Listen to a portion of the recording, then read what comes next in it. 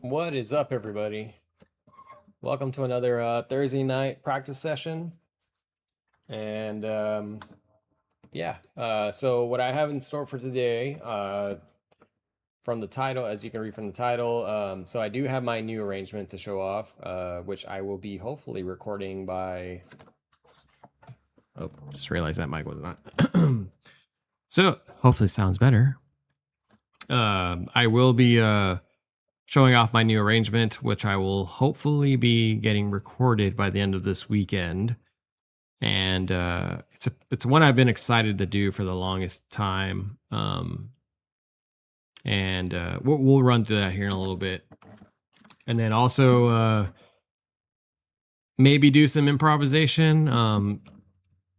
I do have a group that I'm currently collaborating with where we are trying to like better our improvisation skills and get other people to join in on it. So maybe I'll show off that, what I have so far. And then aside from that, just more convention show prep. For those of you who have not joined my stream and you're just joining in now, I do video game arrangements. So start off with that for the guitar. And also, I do have a show coming up, or I'm going to be playing at a convention in June, middle of June. So it's going to be like a Comic-Con / Anime Con collaboration effort. And I'm going to be doing my arrangements there. They asked me to do my set. So I'm pretty stoked for that, but I do need to like refine a lot of the kinks in my set list. So we'll be running through that as we've been doing for the past couple of streams.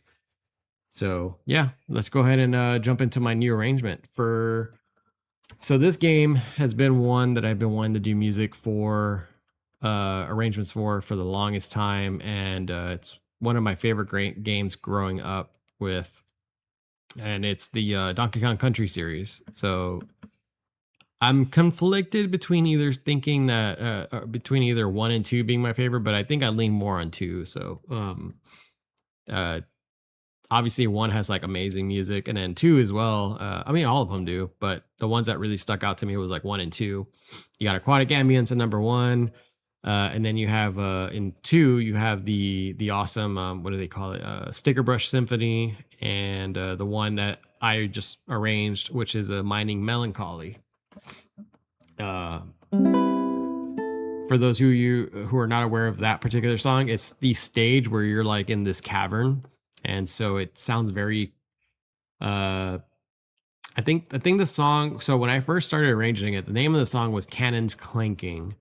And but then I kind of found out that the actual name, or the more preferred name for it, was Mining Melancholy. And so I just grabbed it from the OST, but it makes sense, the whole clanking part, because it sounds very metallic stuff going on there. And basically you're in like a cave, so it's also a lot of that going on, like the characteristics of the echoing and stuff. But it has like this really sweet part where it goes into the let's see. Oh.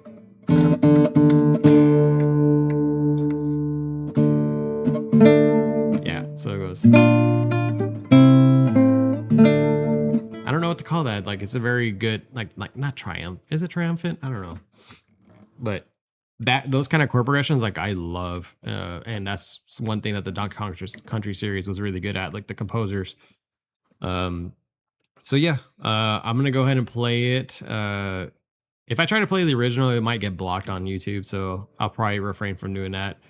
But I'll kind of like talk through some of the things that I've done, or maybe I could try showing off like a piece of the song and see how that works. We'll test the waters, whatever. But in the beginning of the song was very tricky because it's very percussive. So you got like a lot of dunk dunk da dunk da dunk. But on the upbeats, it's like this real metallic-y sound, kind of like going on. And so I was like, how am I going to capture that on the guitar? So with percussive, I mean, obviously you can kind of like just do this thing where you just kind of play around with what's around here, but I mean, for me, it felt more comfortable just to do my thumb. But I don't know, that one still feels kind of funky. But yeah. You know what? I will just shut up and I'll just play the song. That way it makes more sense. And then we could talk through it afterwards.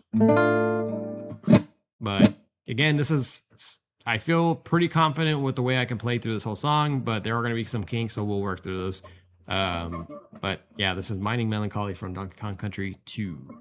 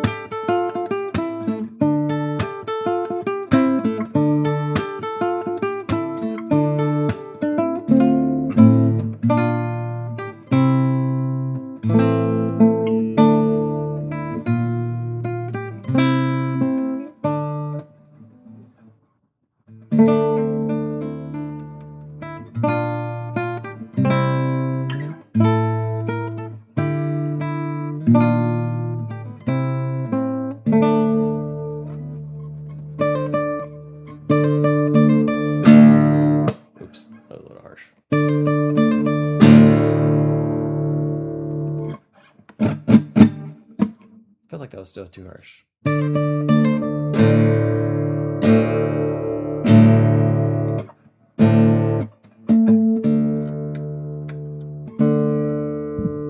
But anyways, yeah, so that was Mining Melancholy. And so let's kind of look at the Guitar Pro and look at what I'm dealing with here.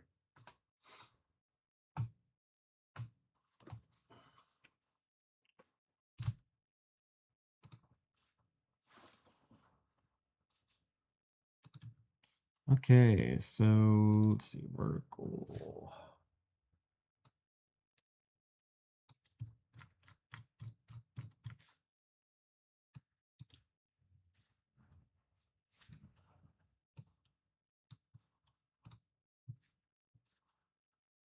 Okay, cool. I have the original one here.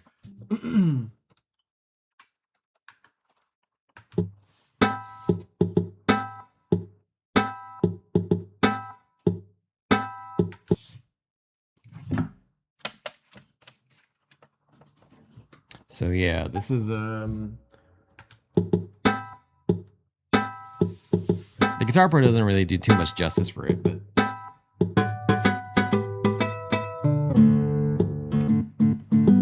this is how the original kind of goes.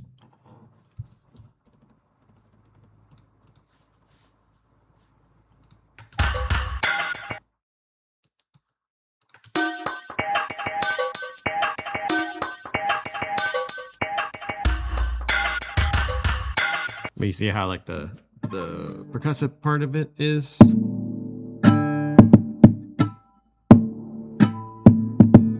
Well, I think I kind of did my own like little rhythm there, but it kind of makes sense with the song. It still has the same kind of groove to it.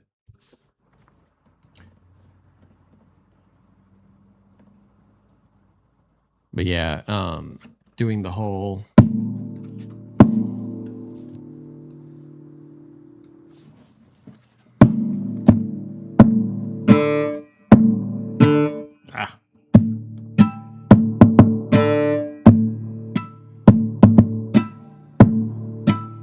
So the one thing I want to capture, because I had two ways of doing this, it was either this way with the thumping, or there was the with the bottom notes. So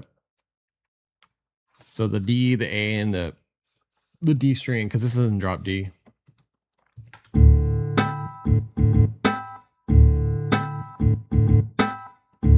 See, kind of like muffling. That one doesn't really do it justice either, like on here, but kind of like the thought was kind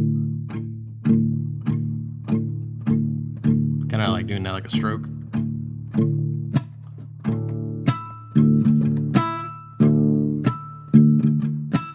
But I kind of wanted to have the percussiveness in it. So it's like having to figure out how I was going to do the whole percussive part on the body.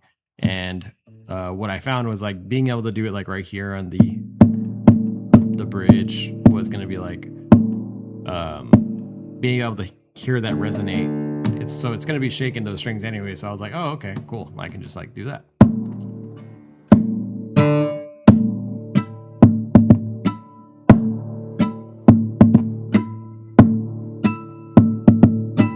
Because I felt like without the having some note ring on the bottom, it's kind of sounded very bland, or something was missing.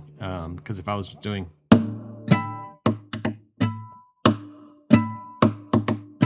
so it's kind of like no, I don't know, I can't relate to it too much. So I was like, man, how the hell am I gonna do this? So I kind of just stuck with that, was just thumping on the body. So going, we'll run through it again.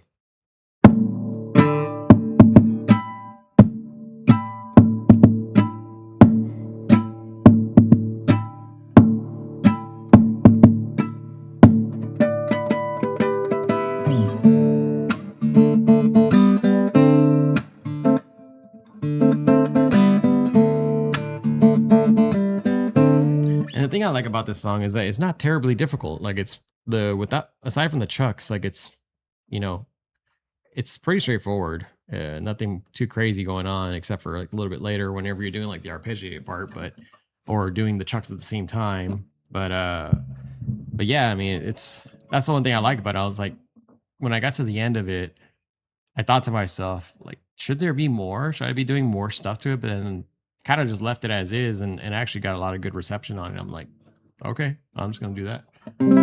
I have a kind of, it bugs me sometimes whenever I have to like nitpick little pieces of the song, like I feel something's missing, but I need kind of like more input on it.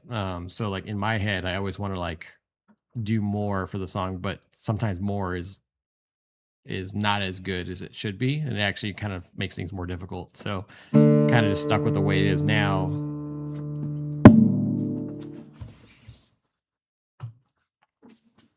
So yeah, let's kind of go back to play the song again. So again, this is for new people joining in. This is my newest arrangement for that I will be releasing soon, and it is called Mining Melancholy from Donkey Kong Country 2.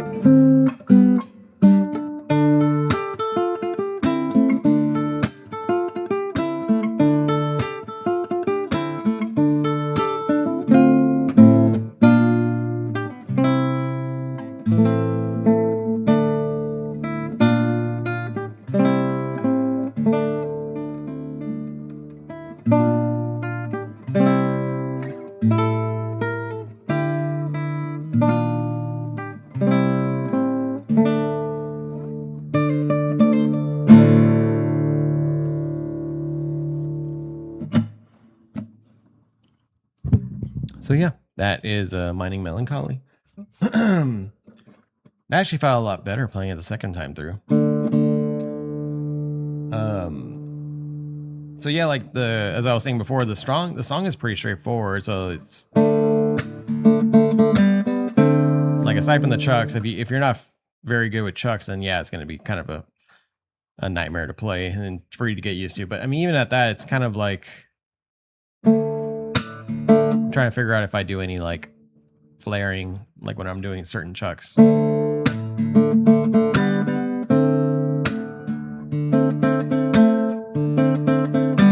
yeah, I do a little bit.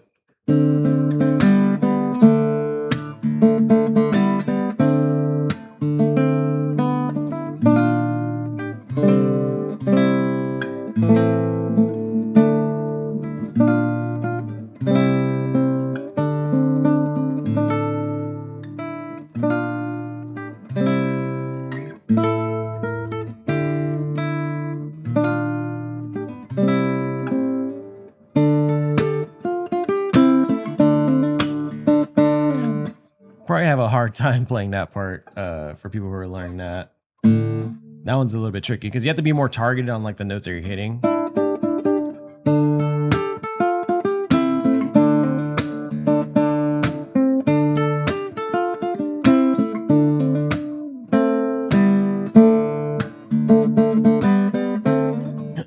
But the part about that is so even when you're kind of like barring this part,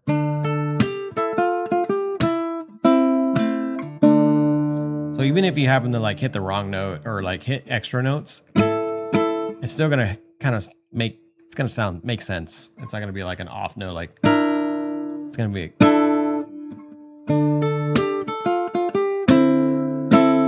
see, like if you hit it, it's not too big of a deal. But yeah, I mean, that part you have to be a little bit more targeted though. Like if you're wanting to play accurate to the sheet music.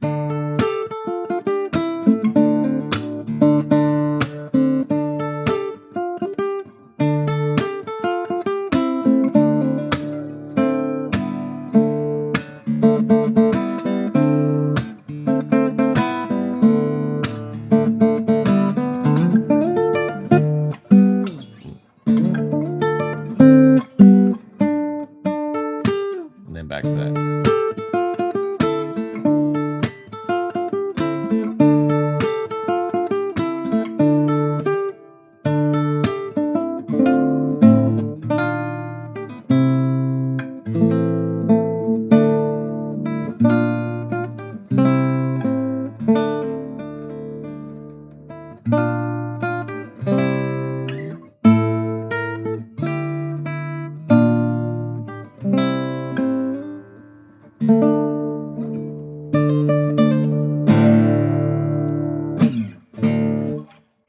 For that arpeggiated part, it's not in my head like it's a very significant part in the song, just because it's like this cool little thing in the background. So, but in the midst of all that,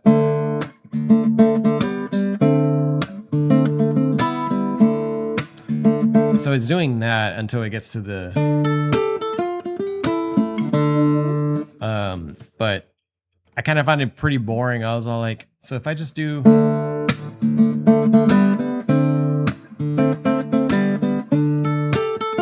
I didn't really like that too much. I was like, maybe I could throw in that arpeggiated part because I always thought it was cool. And it actually makes it actually works with the piece because like I'm able to like do this little accented like landing. Oh, sorry. And then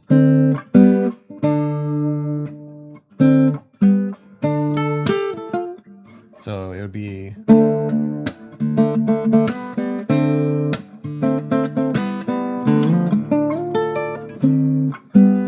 yeah, it'll like stomp.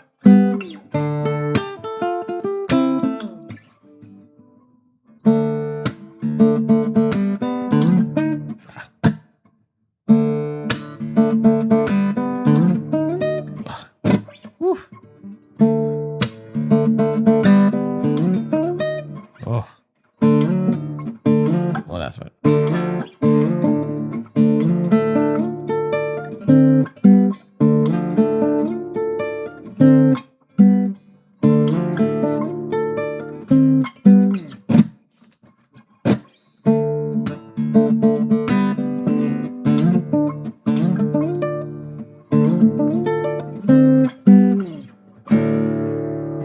little fun part.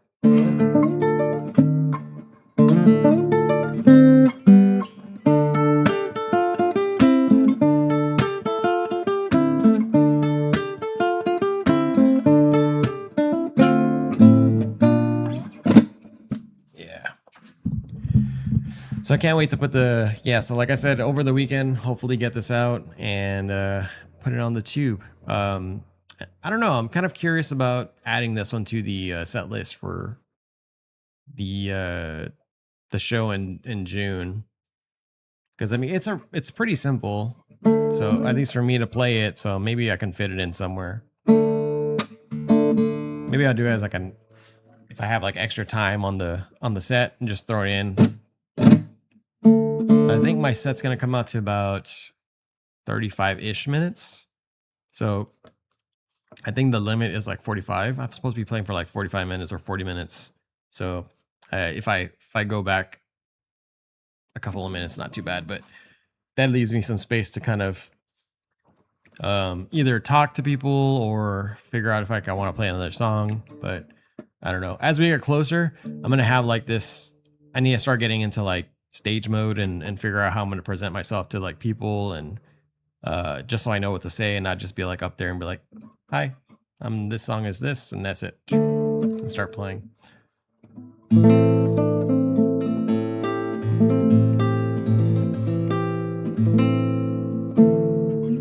But yeah, let's play Mining Melancholy again, and then we'll kind of go through the set list that I have.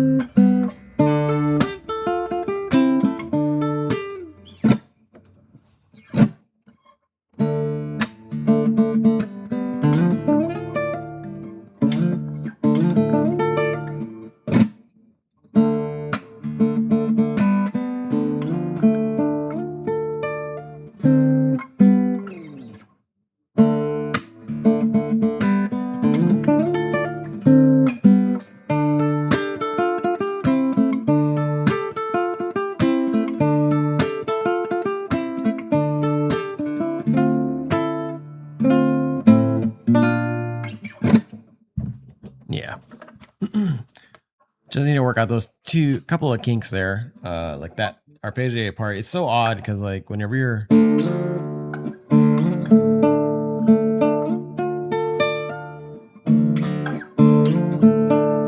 so I'm like using my thumb and my index and my middle finger, starting on 3 on 5 and sliding up to 8 on the A string. So it's D on the A string, and then sliding up to 8 the fret on the A string with my third finger, and then I'm barring with my index finger on my left hand on the 4th and 3rd string on 7, and then I'm sliding up with my index finger from the 3rd string to the 10th fret on the G string, and then kind of barring it all the way up to, so 10 all the way to the E string through the B. So on the man, I'm butchering. I'm not good at explaining like all this stuff, but so it's the G string, B string, E string on the 10th fret, barring it, and then to the 13th fret on the E string.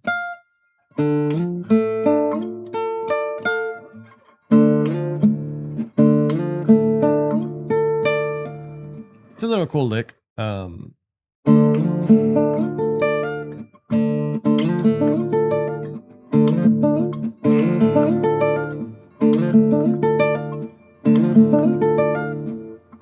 then it lands on the, I'm not even gonna try and explain that part, but it's on the tabs. The tabs will hopefully be released. Well, they'll be on the video, so you'll be able to see it there. At first, I was actually doing this instead of this part. I was like, man, that's a long stretch. How the hell? But it didn't even sound that good afterwards. So it sounds way better down here. More bass to it. And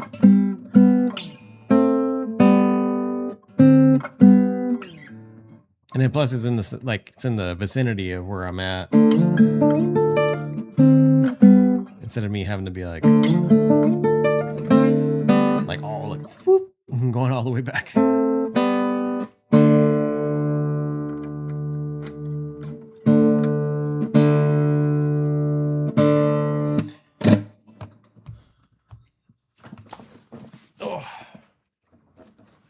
But all right, let's get to some more songs. This is going to be one of the songs from my set list. I'm kind of just going to do randomized, change it up a little bit. So this is Piranha Plant Lullaby from Mario 64.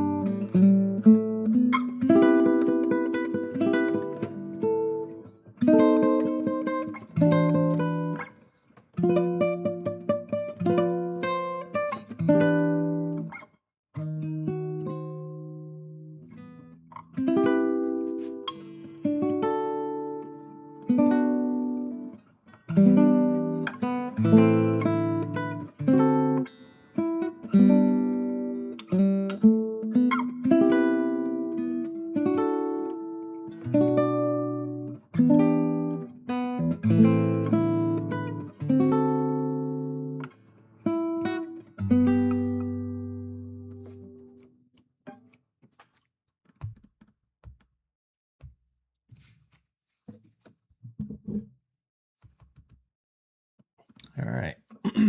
And then this next song is going to be from Kingdom Hearts, the Silent Hill. Oh, sorry, Silent Forest.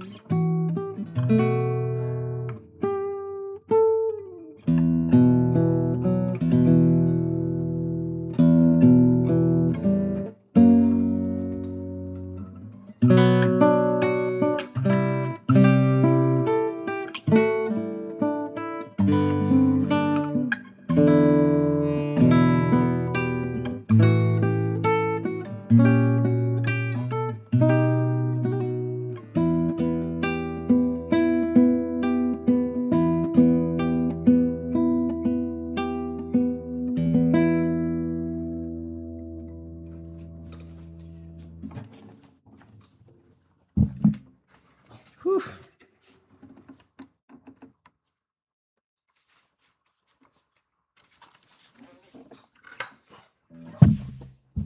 All right.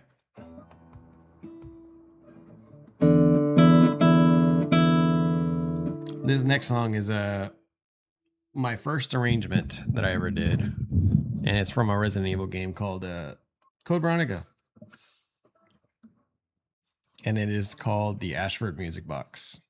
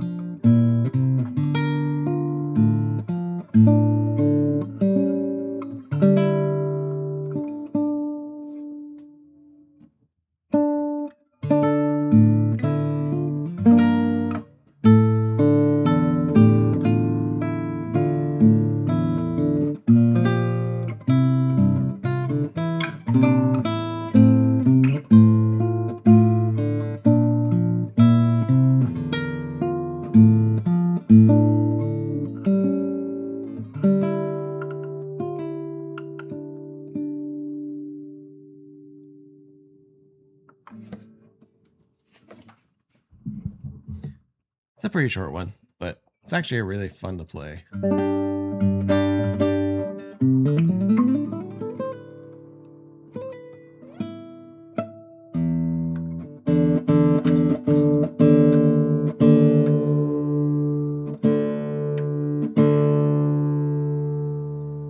This next one is from a game called Clair Obscur Expedition 33.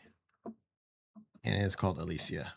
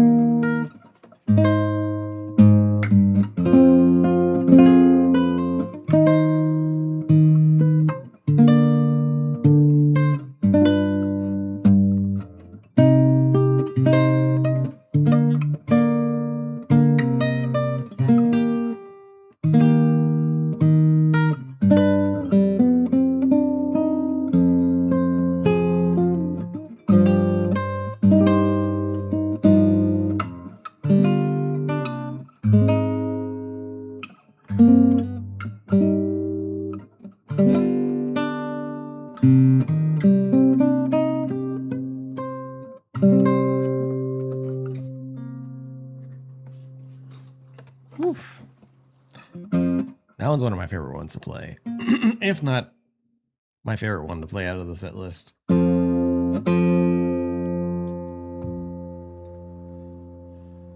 right. And this next one is Ultimate Bowser from Super Mario 64.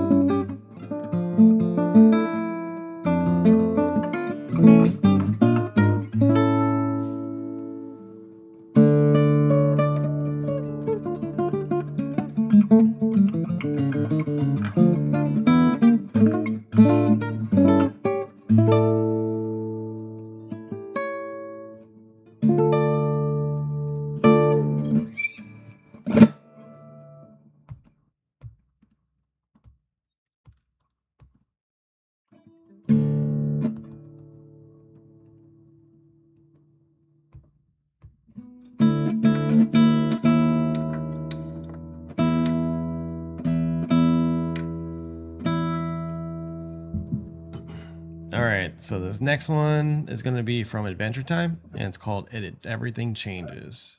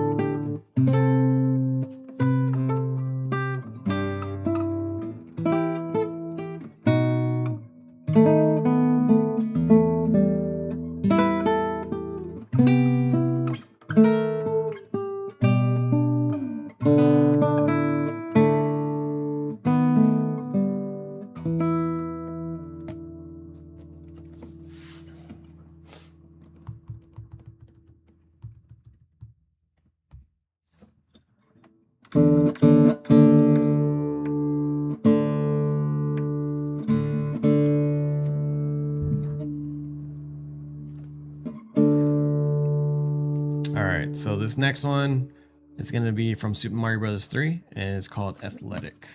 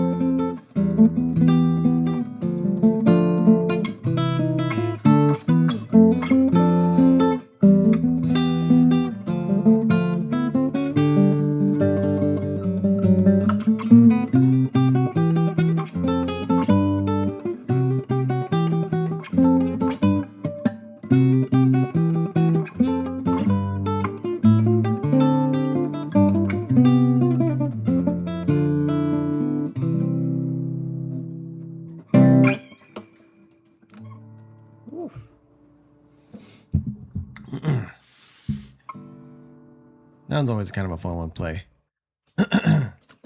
You know, there is a song that I was curious about throwing into the set, but I think I'll probably wait till another show. But it was one my most recent arrangement. Was it a drop D?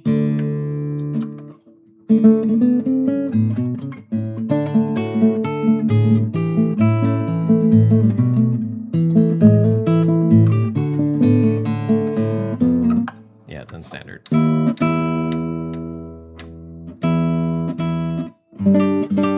So that one is an athletic song too, but it's from Super Mario Land 2. Always.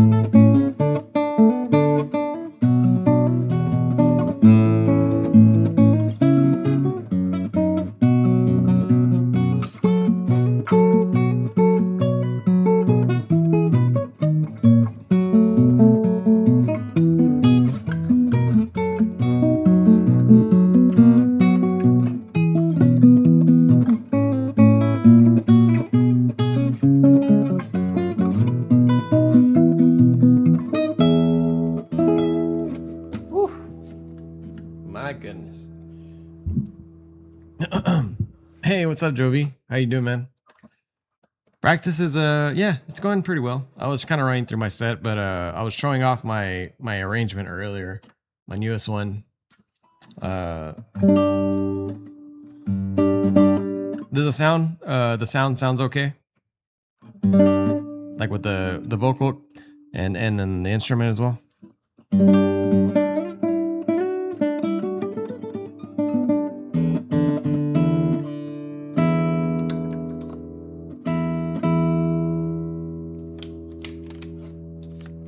Okay, cool. Yeah, so I messed up. So I streamed last Thursday, and I put it out, right. I was like, oh, let me go check it out and see how it sounds. And for some reason, my settings were all jacked up.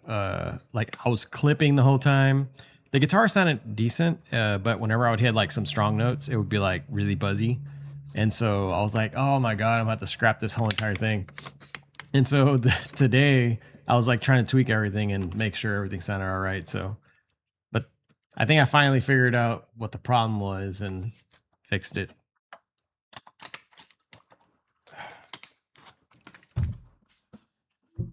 But yeah, I was pretty pissed. I was like, God damn it, all that for nothing. I mean, it was good. It was still good practice. I still got to talk to people, but I really wanted to. I have people that listen to the streams on like the weekends and stuff. I was like, God damn it, I'm gonna have to throw it away.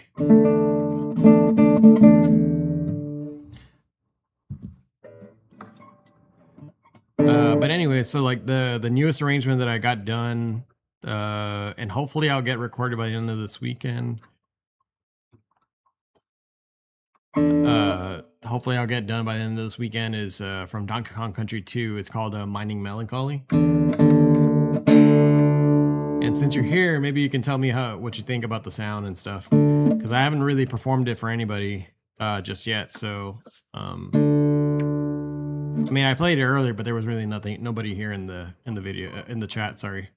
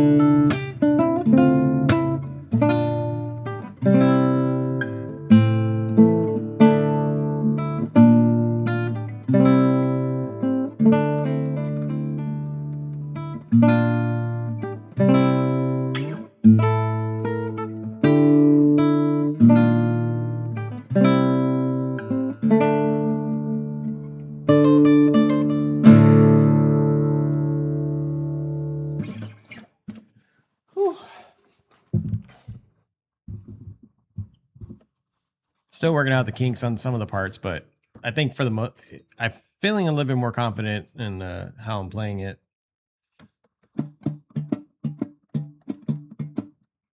Man, really good time feel there. Oh, thanks, man. I appreciate it.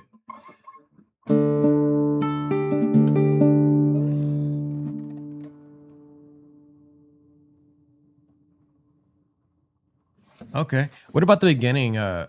Did the beginning sound okay, like with the percussiveness? Because I could play the original and just to show you like what it sounds like, and because it's a lot of like metallic-y noises because you're like in a cave or whatever. And so like there's a lot of echoing going on.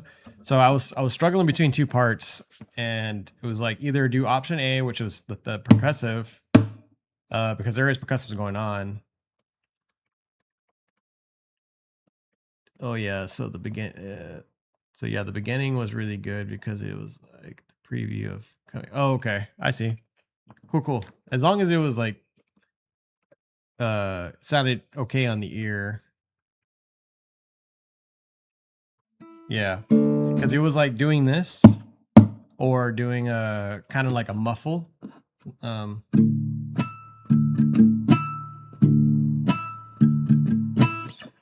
But then I found a way. I was like, because I want to get like the sound to come out of these as they're ringing, but also with the percussive. And I'm like, obviously that's gonna be like really complex to do all that at the same time. So when I started playing with it, I was like, oh, well, when I slap the guitar, it'll kind of somewhat resonate. So I'm like, that could probably work.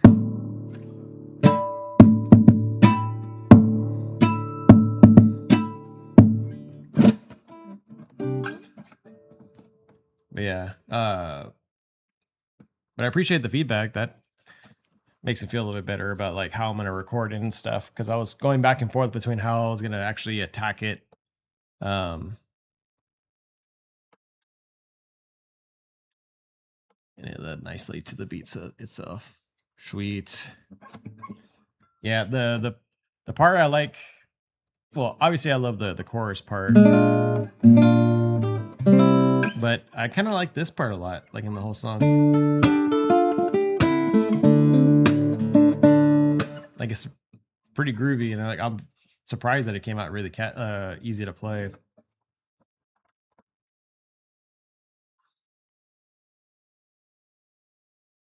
I say that as someone who has never once entertained the idea of percussively slapping the guitar. I'm just beating the crap out of my guitar.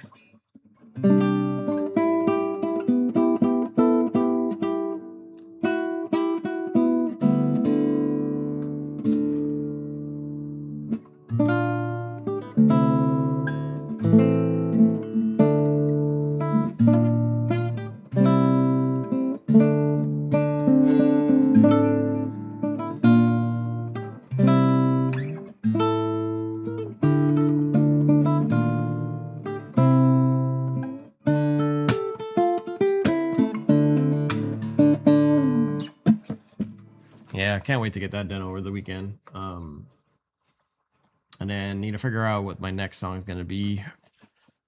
I kind of have a bunch of songs like in the chamber right now. Like I have a habit of like starting some and then for the most part I kind of like not fully finish, but I get to a point where like I a good stopping point. And so I've done a lot of those to some of the songs that I have, and I have to say I think I have like 10 more songs in the chamber, but I'm like a part of me is like do a new song or go back and finish the ones that I've already done, but I'm like always bouncing back and forth between what I should do.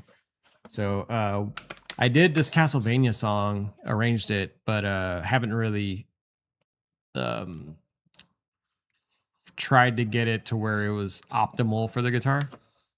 Because the way I do it, like I do it in Guitar Pro, so I throw everything in Guitar Pro. Sometimes it might not make a lot of sense, be all over the place, but then I kind of like start Tetrising everything together, and it makes sense. So I'm at that point with that song. So I might do that one next since it's already right there.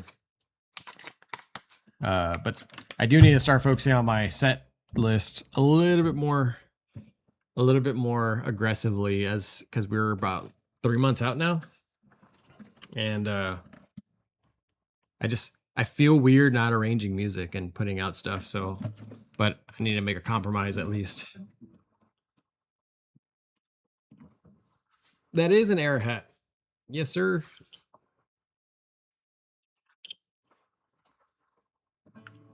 Are you a fan of that band?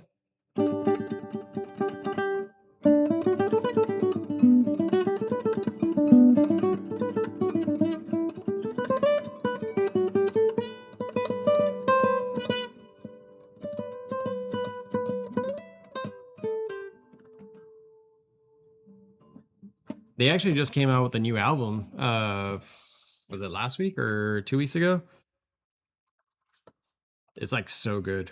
It took a couple listens for me to like get to understand what was going on, because at a face value, it was like, this is cool, I can jam it, and then but I'm more of like an instrument person, so I never really pay attention to the lyrics, even though I like the way he sings from the band. But um, I started listening to the guitar parts. I'm like, okay, I was like, this is pretty sweet. Like the way what they're doing, it's a little bit different from what they had in the past. It still has the same vibes as like I would say melodies, like some of the melodies that they do, but like more of the breakdowns and the rhythms that they throw in this album is like it's pretty sick.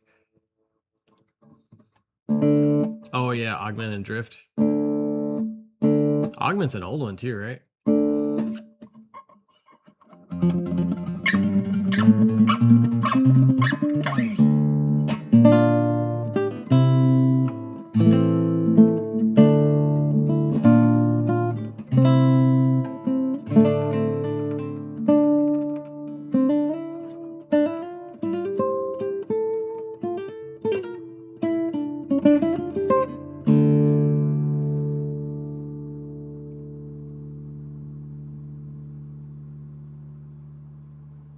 Oh, I didn't mean it like that. I meant it more of like one of their early albums, I should say.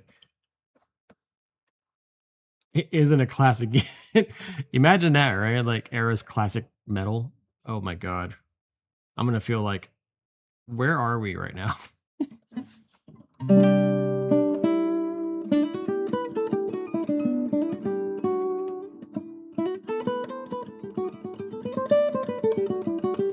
It's crazy, man. Like what was it? Oh, there was a band. I think Arrow is one of the ones that I've listened from like album one. Got introduced to them very early. But Polyphia too. So I like Polyphia. I wouldn't say I'm like a huge fan, but like I remember when they were, because they're based out of Dallas, Texas, and I'm from South Texas, and so it was kind of cool knowing that there was like a, Texas native band coming up, or these kids that can like shred, and then all of a sudden like they just kind of broke out, and now they're like one of the biggest things in instrumental music right now. I mean, that dude Tim Henson's like so sick, but they've been around for more than, no, hold on, let's look it up. They've been around for a long time. I think it's definitely more than 10 years. It has to be more than 10 years.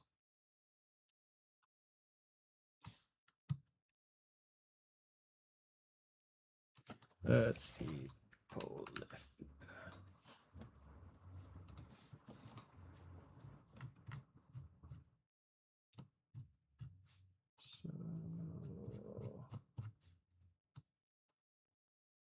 Yeah, 2013. So about 13 years. Yeah.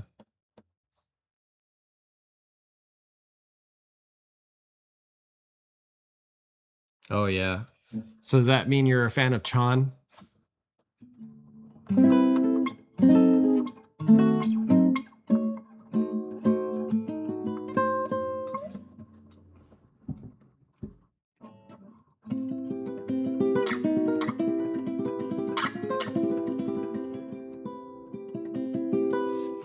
Yeah, they're a good band. I don't know if I ever saw them live. No, I saw Polyphia live, but not Chan.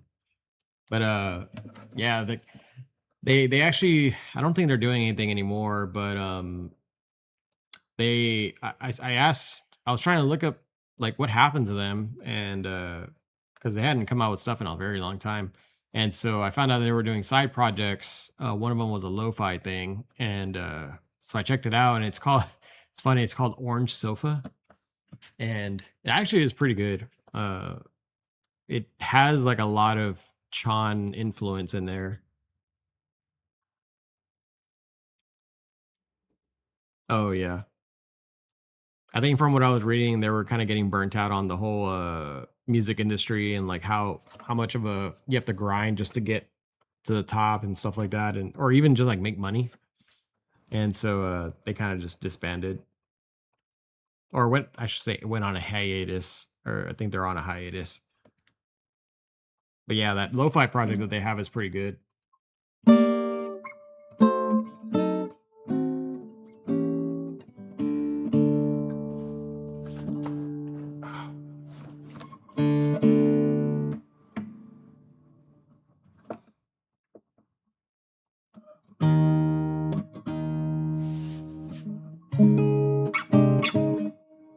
Or the Orange Sofa.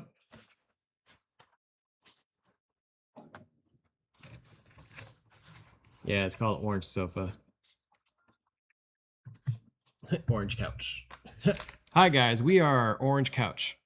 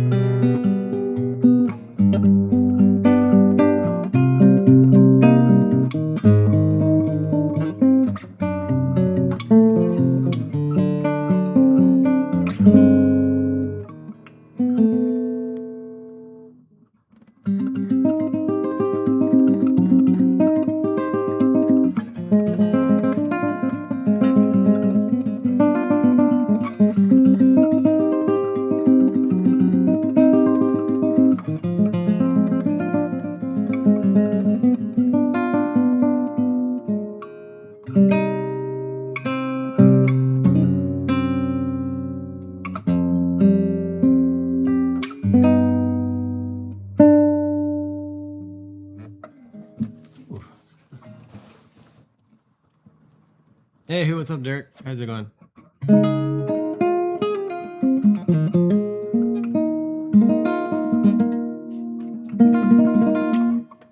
Oh, thanks, man. Appreciate it.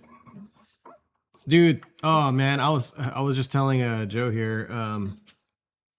So last Thursday, you remember how I was streaming? And man, that was a good stream too. I was so happy about that one. After I was done, I reviewed it and I was going and listening back to it, and I was like, oh my god, what happened to all the sound? The sound was like all clipping and everything. Whenever I was talking, it sounded like I was like so close to the mic and like buzzing everywhere. So I was like, oh, I'm gonna have to scrap this damn video. So I had to scrap it. But tonight, I started like around. Let me see, how long am I doing this? I've been doing this for like maybe like about an hour and a half, or maybe about an hour. Oh yeah, no, an hour and 14 minutes.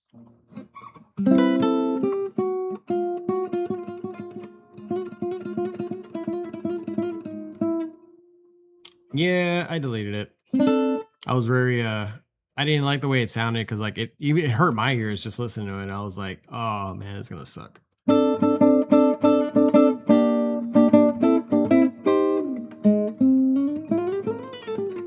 Yeah, but I finally dialed in like the settings of what was going wrong and all that stuff. So hopefully it shouldn't happen again. But it was so cool. I mean, getting to talk to all of y'all. It's not like I need that recorded or anything, but it was just a shame. I was like, man, because I do have a couple of people that listen to it on the weekends, like when they're at work or something. So I was like, they'll catch the next one, I guess.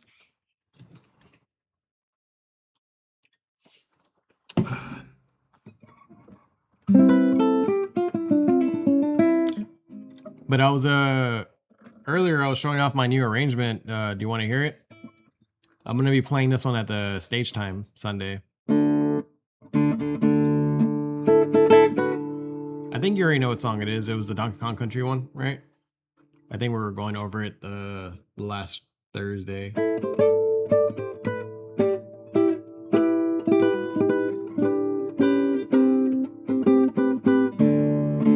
Yeah, so I finally kind of like got it all together and at a point where I'm going to start recording and making a video for it.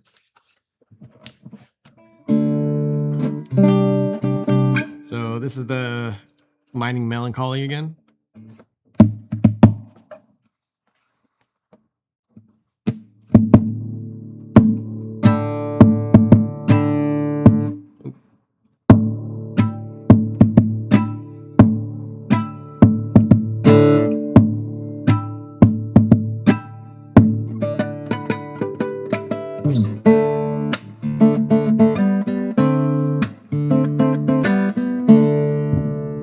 Move that around.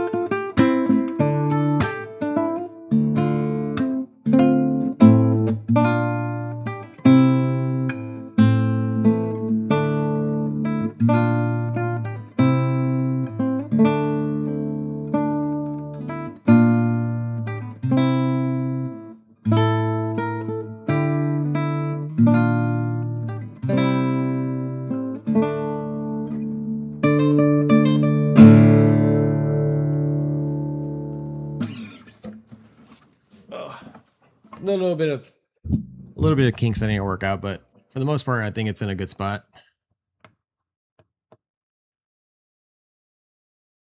Oh, nice. You played around with the score. So you were learning it? It's actually a surprisingly straightforward song. Like, it's not too complicated at all. Like, aside from the chucks, like the chucks is probably the hardest part about it. Oh, thanks, Joe. Appreciate it. Man, I'll play it. I'll play it as many times as I need to.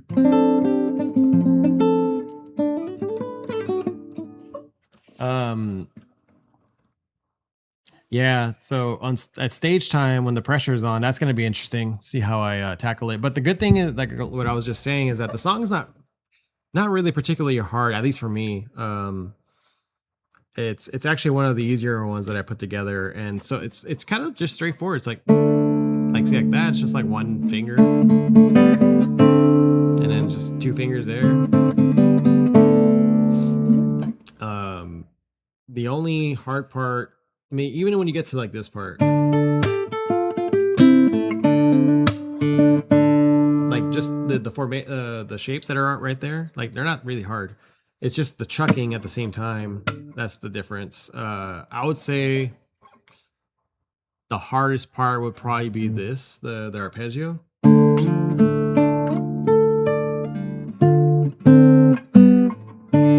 then having the land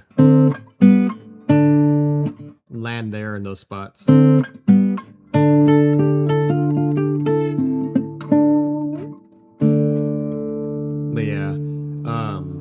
yeah, other than that, I mean, it's actually, I feel really good about it. Typically, like some of my other songs that I've done, like, okay, for the one I did recently, before this one, was the Athletic from Mario Land 2.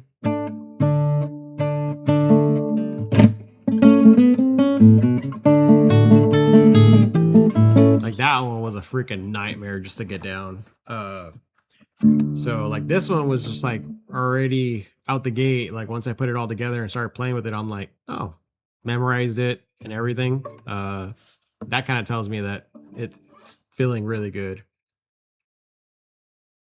So we'll see. I'm pretty sure I'm gonna have issues on stage time. I'm gonna choke up in certain areas, but like where I'm landing, I think the parts that I need to kind of feel out is the right here.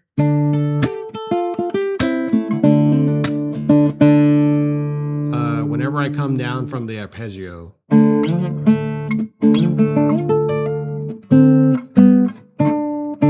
because I have a habit of extending that finger onto the D string, and so that's what I was doing on when I just played it. I landed there, and I did that on the previous time that I played it. So I just need to get used to that formation, or that sequence.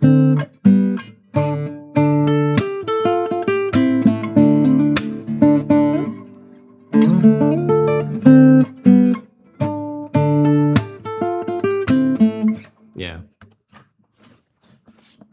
I wasn't really learning, but I think I could play that given some time. It's cool. Oh, thanks.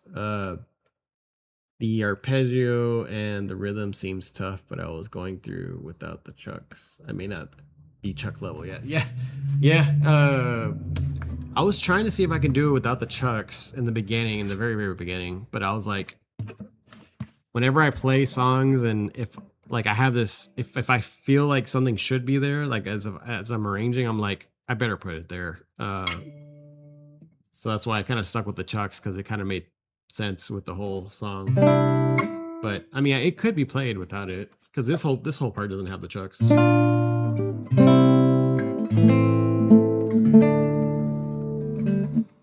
And you could probably throw them in there. Let's see.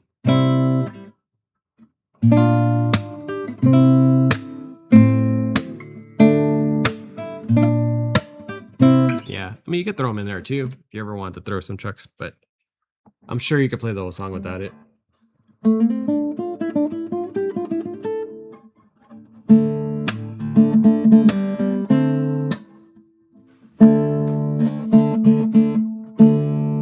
I guess what you can do, let's see, what could you do?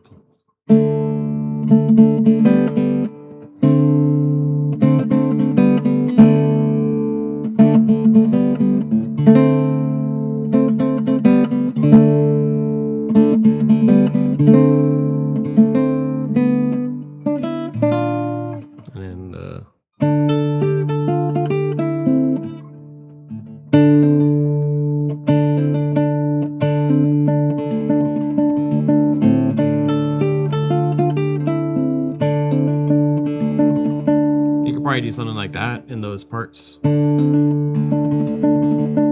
like fills. Actually, on one of those parts, I think it was on that part. So when I did that part, that wasn't there originally. What I was doing in the in-betweens was like, or for the dead space was like this whole, let's see.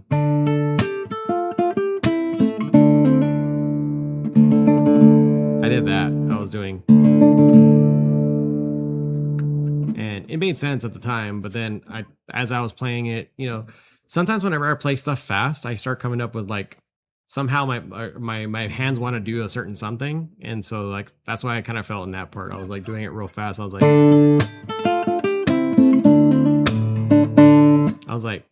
oh, that actually might be pretty good to put there instead of the.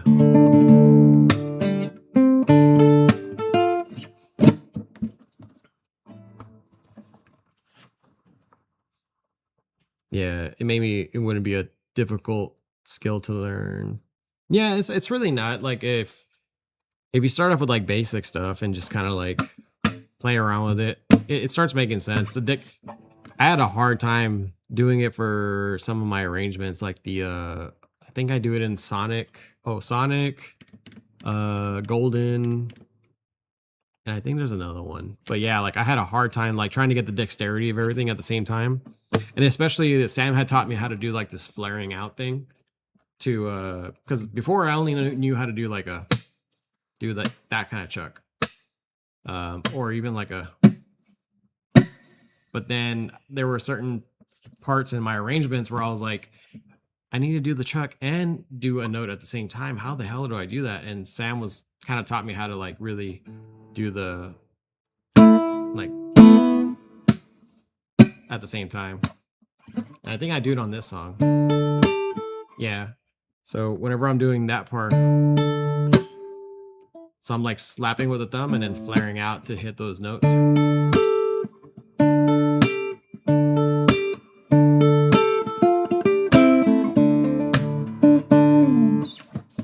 So, I mean, yeah, it would be cool. I mean, if you end up doing your own arrangements and you kind of like have some like groovy ones, that's kind of like where it all applies. I was trying to think of another song that I was going to do that was pretty groovy. Yeah, dude, Sam's really good at really like figuring out where your weak areas are and like trying to get you to like in the right direction. Like every time he brings up something that's like an improvement, I'm like, I would have never thought of that. Like, and now it's kind of gotten me to like really change the way I think about the guitar. Because now he's like opening up all these doors of like, oh, that is possible to do it this way and stuff like that. I was always kind of kept in this little box of like technique of doing certain things a certain way, and then he kind of like expanded that. So, yeah.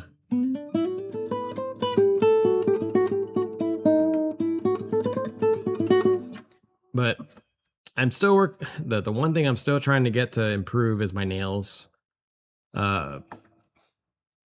It's so hard. I don't know why it's so hard for me to like get my nails dialed in. I think the index and the middle finger are fine, but the third finger is the one that always like snags whenever I'm playing.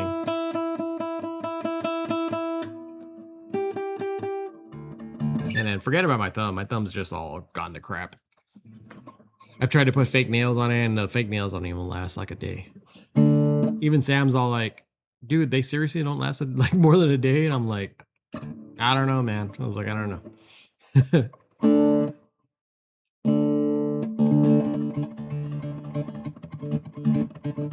Oh, you use them too? Your the fake nails?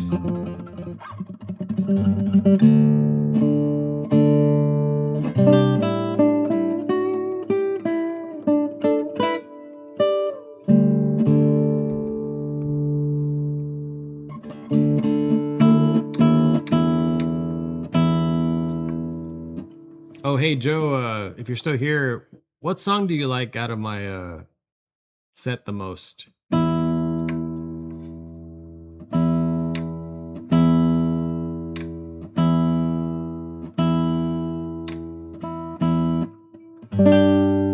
And also, Derek, like if you have a favorite song from my set, I'd like to hear yours too. Before I forget, because I was going to ask you that earlier.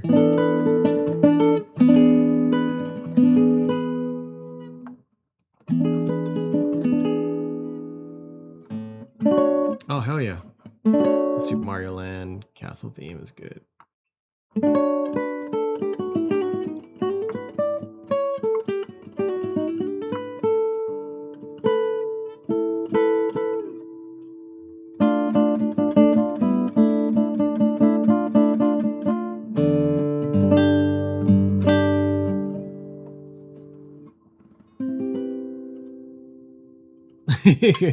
I knew what you meant.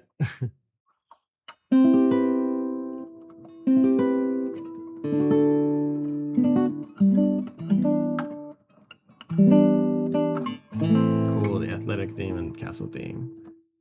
Let's see. I'm afraid that. Oh wait, your real nails keep breaking. Oh man, that must be gnarly. I'm afraid. Well, I can't say. I mean, I use real nails too, but I'm thinking in terms of my thumb. I'm afraid to try fake nails, but this is my first time trying nails. It's actually not that hard. It's not that hard to put them on. So what I found is that I'm pretty good at my nails with my 3 fingers here. It's only my thumb-ish. I can work out my 3rd finger here. I just need to kind of dial in the shape or whatever. Or maybe it's just the way I'm attacking. But yeah, the thumb is just a pain in my goddamn ass. It's like I put it, and then me and Sam had worked on a session to where we dialed it in just fine, and it was perfect. And then after that, it was like freaking just broke the next day. I'm like, I'm not even that rough with my hands. Like, come on. Like, I don't know if it's because it snags on my pockets or what. I probably need to get that reinforced nail that Sam has on his thumb. What did he call it? I think it's called like the giant or the behemoth or something like that.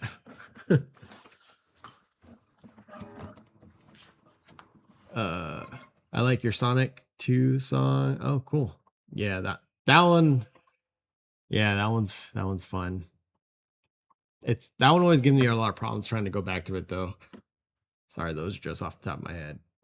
Golden, and of course the music box. Oh yeah, the music box, man. Have you gotten any further in the music box? Nothing like growing out some nails for a nylon string guitar and then experiencing the pure the rage of breaking one and being like, cool, there goes tone for about 10 days. Yeah. Well, yeah, you gotta wait like a freaking couple weekends. So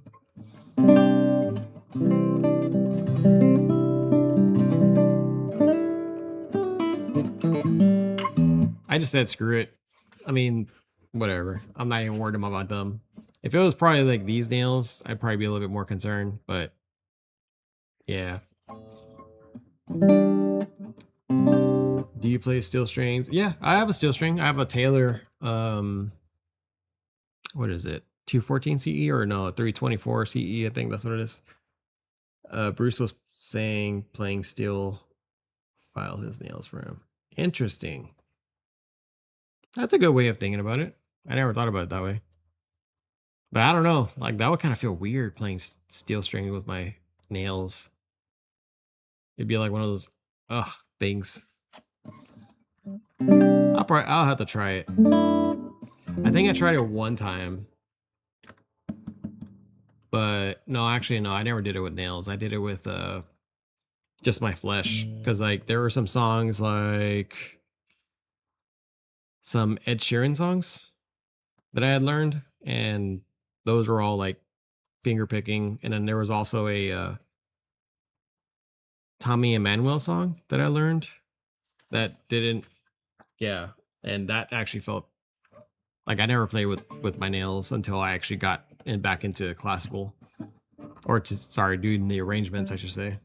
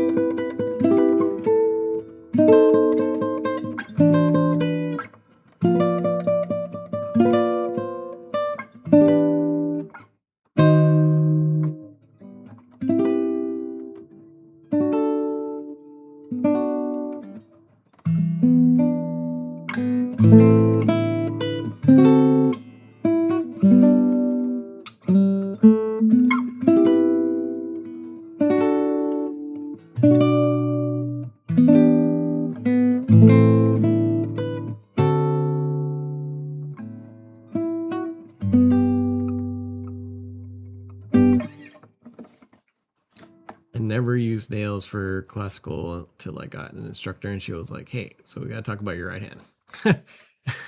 That's basically like how it happened with me and my instructor, the one that we're talking about, Sam.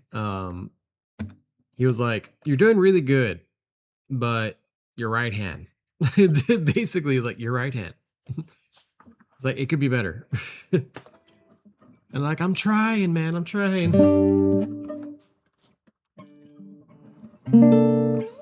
But I think I'm starting to get it, like, because I mean, I took classical in high school, and but we never really talked too much about like fingernails and stuff. Like, we only just focus on like my teacher was like, okay, this is how you can read sheet music, and this is what I want you to learn. Learn this, practice it, and then that's it.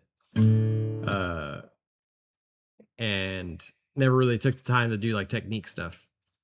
And so getting into this course, like, it kind of really opened up a lot of things on like, oh, this is how you strike the string, and this is how you should hold your position, and like, to create efficiency with energy, like whenever you're playing, so that you're not getting tired out so easily.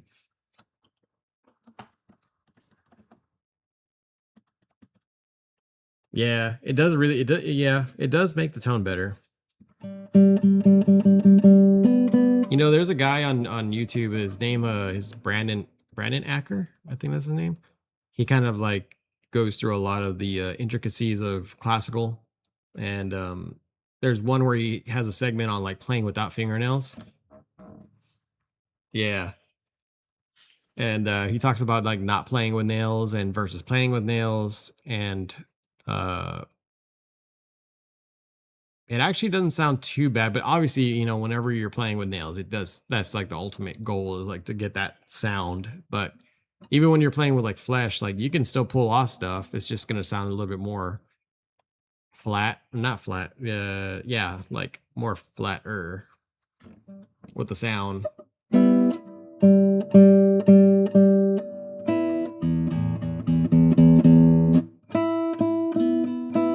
But I think I'm starting to get like the striking on like playing with like knowing how it feels, because I don't know if you've ever been in Sam's technique calls where he talks about like how to like softly play.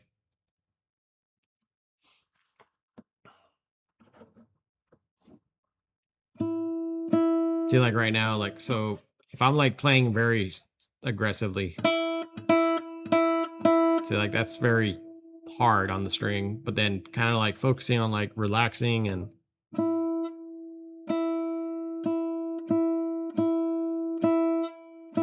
so like right there, that's good. My third finger, I just need to work on that.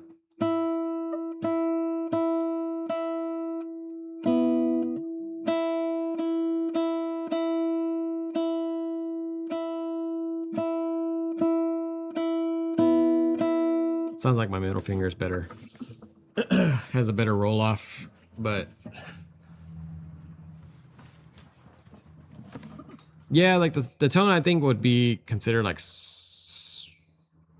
I guess softer. I don't know if that's right. Yeah, because you're losing that treble, the trebly nature of the nail that makes it sound more bright. The bright nature of it. So you're just gonna be like more of just like the how the skin gives off or the flesh. Sort of depends on how you approach it. Honestly, it wasn't common prior to Segovia, as I understand it. Oh, interesting. Yeah, my history with like guitar players is not that great. So it's not. So it wasn't common to play without nails before Segovia. So Segovia played without nails.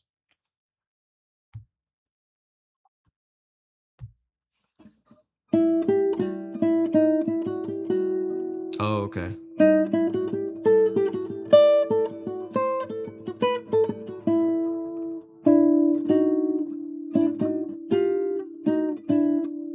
Oh, he was aggressively pro nails. Okay.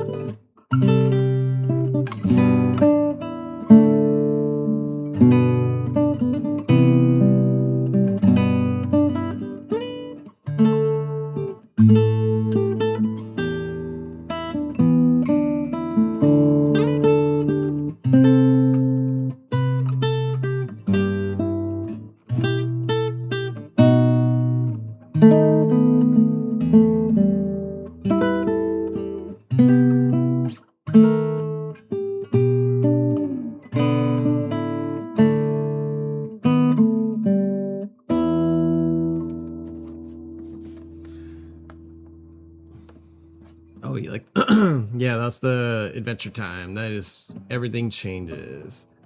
Do you know which episode it's in? Because I can't. It's the I think it's called that. It's called Everything Changes. That's the name of the episode. Hey, what's up, Jake? What's going on? Tell us more about that sweet guitar. Well, as you can see here, for a low price of $5.99, no, you can get the cool resonating tones of, what is this, mahogany? I don't know. Yeah, I kind of went back to this one because I mean, I like my other one, the Cordoba. The Cordoba is pretty nice, but this one just feels better, like with some of the, I don't know, able to reach like the registers and stuff of what I need.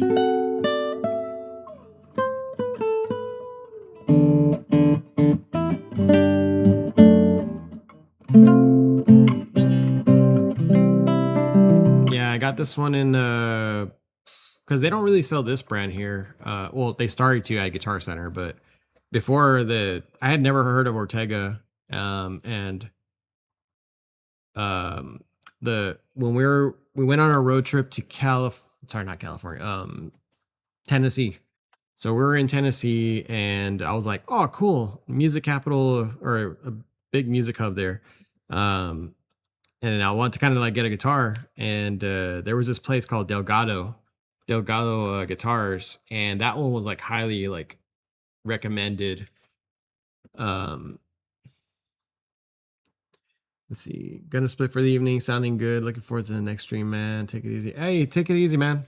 Thanks for sticking around, Joe. I appreciate you, and for the feedback on the songs. Have a good night. Yeah, so that place, Delgado Guitar, is like, I was over there thinking like, oh, cool, I'll be able to get like a pretty decent price, handcrafted guitar. And then as soon as I got there, everything was like it's stupid expensive. And I was like, man, okay. So then I started looking at some of the other guitars, and this one was there. I was like, ooh, I had heard of Ortega, but I haven't really like never played them. And then as soon as I picked it up and started playing, I was like, oh, this is sick. Because like a lot of I have another guitar too. It's like a flamenco style. It has a thinner neck profile, like more of a like the best comparison is like an electric guitar. But I was like, I want something with the classical neck feel, like as wide, but like with the cutaway, and have it like be like a flamenco type guitar. And like this was the one that kind of fit that, and so kind of just went with this one. And this is like still my favorite one to play. I like I said, I like the Cordoba. It has good sound, has more fuller sound. I think I'll use that one for like recordings. Unless there's like a register I need to reach, and then I can just use this one to reach that. Um, but yeah, I just kind of keep going back to this one. But since you're here, Jake, so I was showing off the new arrangement because I'm gonna be playing it Sunday at stage time and hopefully get it recorded by the end of this weekend. But did you want to check it out? The one I just recently posted in school, it was the Mining Melancholy from Donkey Kong.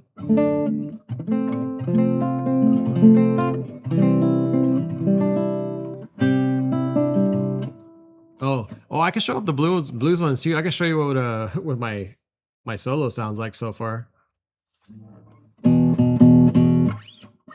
Let's do the blues one because since that's something that we all kind of know what's going on. Let me share my Guitar Prosies.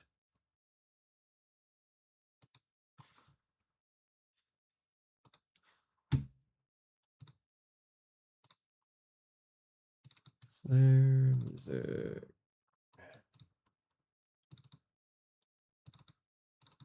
All right. Let me know if you can hear this. This is the Donkey Kong sound, but I'm waiting for my other one to load up. Oh, never mind.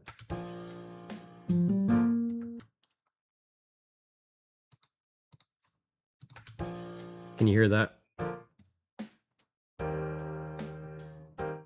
All right, cool. So this is what I got so far. Oh, sorry.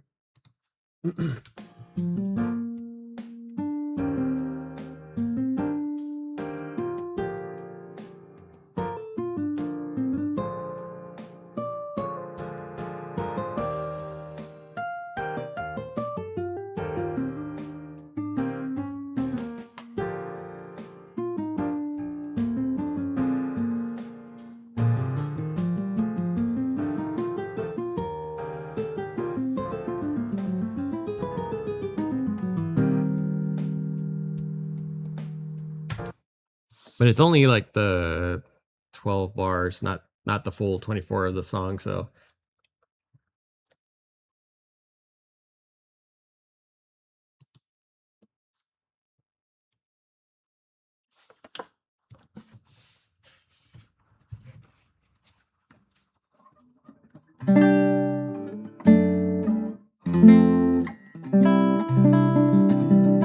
Oh, no problem, Derek. So this what I was just playing is so me, Jake, and Moon, and now we got some other people like Riley and who was it? Riley and Simon. So we're trying to like get together this whole like collab thing where it's like a are you familiar with Jared Dines? But anyways, it's like we create a backing track and then we solo over it. And then we kind of like just showcase our kind of like improvisation skills. And right now we're trying to put something together for the first one, and then hopefully we get like buy-in for like other people to want to join in and stuff as we post it to school. Something to kind of make it more get it more people interacted with it. Because that's something like we all share like in the group, like we all like to like, do some sort of improv, and it also makes you like a little bit better like getting comfortable with, you know, making your own type of thing, you know. So that's basically what that was. Like we have a backing track and then that was my solo for it. And but the Guitar Pro only does it a little bit of justice. Some of the slides in there, they're actually a little bit faster, should be a little bit faster. I just didn't know how to like put that into Guitar Pro without like jacking up the score. So the way it should go is, let me zoom in here.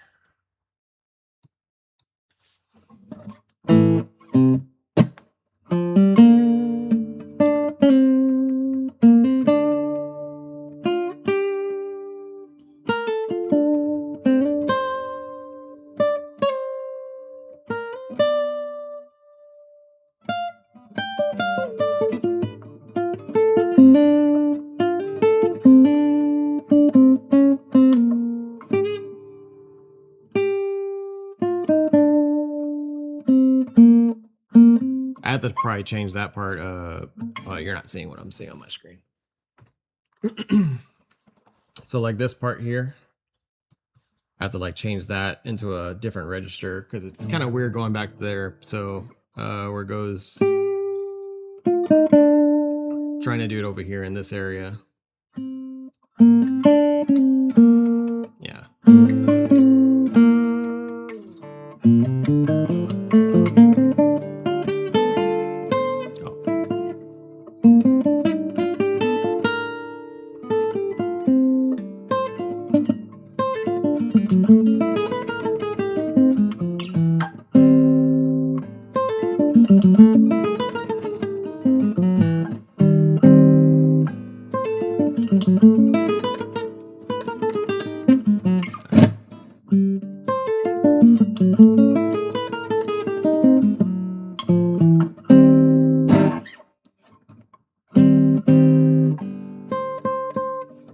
Yeah, whenever I hear like some sort of like jazzy stuff, I always want to like do like some sort of chromatic stuff. So yeah.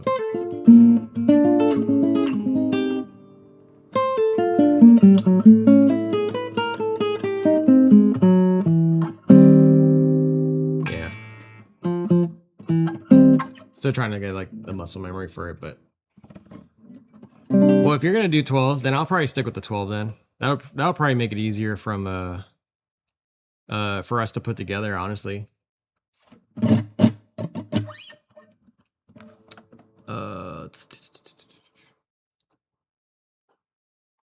Is it like rooted from jazz?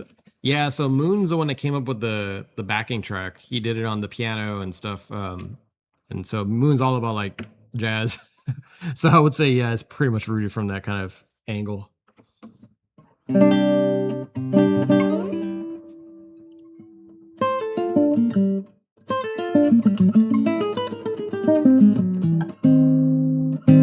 we go. But yeah, I'm excited, man. I'm excited to put that to get that out.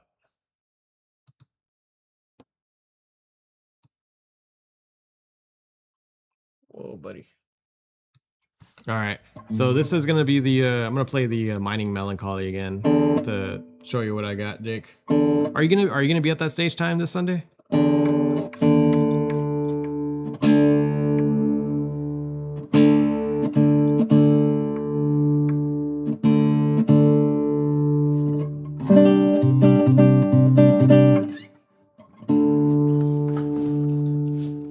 Let's see here.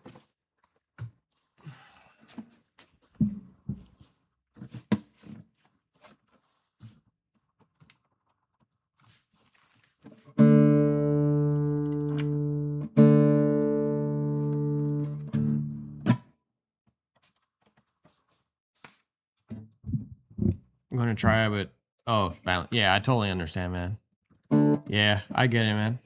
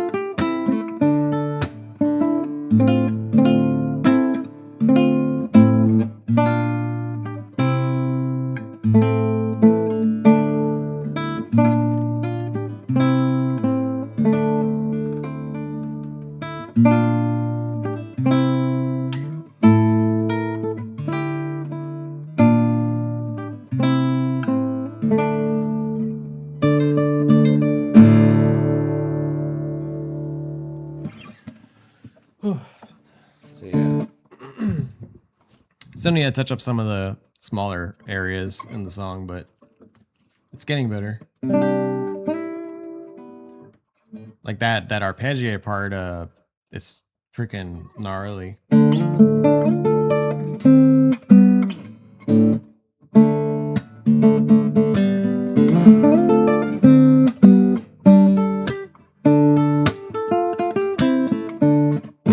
Yeah.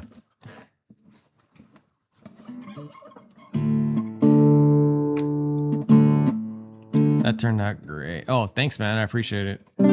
Yeah, I was surprised. This was actually one of the quicker ones that I put together. Like when Moon said he had made a comment saying, like, man, you pumped that out pretty fast. And it was like, well, I mean, I like there out of the songs that I've done so far, like what I've learned is that there are actually some that are pretty like fast to do.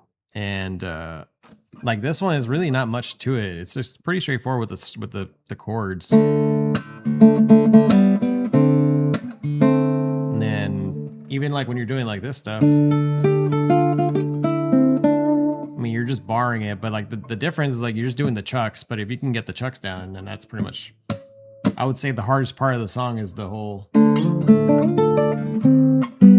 arpeggiated part, but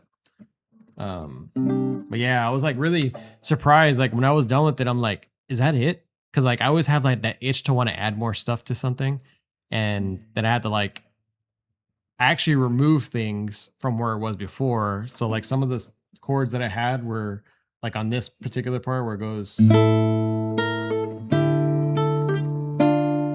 I actually had a D chord at the very end of it, and it was kind of odd because I was like. to do that, to like land it in that fast motion. I mean, I could probably do it, but it was like didn't really make much of a difference if I had it out or on or out or in. So I just replaced it with like a bottom with the bass note, and it actually made sense. So I was like, okay, then I'll just do that. But yeah, I always have to. I gotta learn how to like chill, like whenever it comes to like adding so much stuff to a song, because sometimes I'll like add all these things and it makes it like super complicated for the song. But rather than making it more like playable, I think we talked about this on the call the last time. It's like trying to keep it balanced. I always find myself kind of like going back and forth.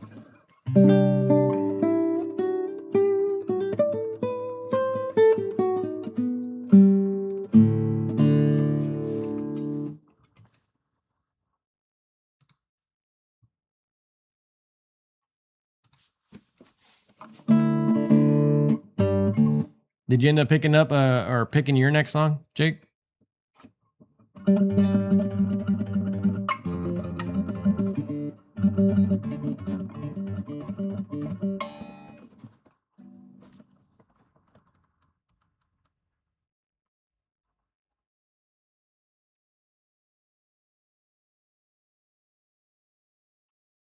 Yeah, it sounds about like how I approach mine.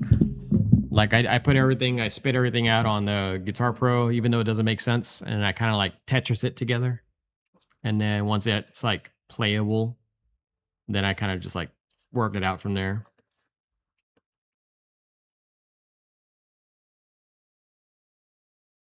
Autumn leaves. Oh, nice.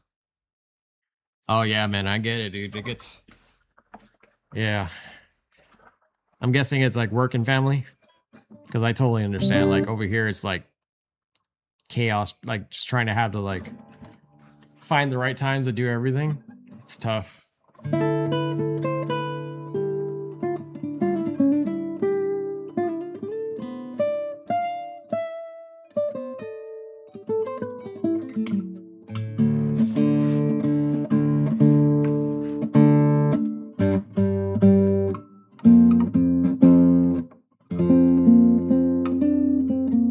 Oh, that's right. I forgot you do the gigging too. So do you get paid for all the gigs? Like you're basically like a professional musician?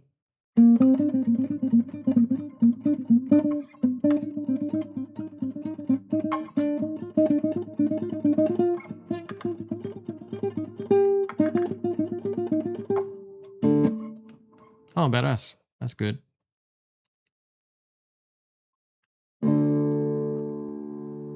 Is that's like for you yourself, or is that split amongst like the other guys that you play with as well?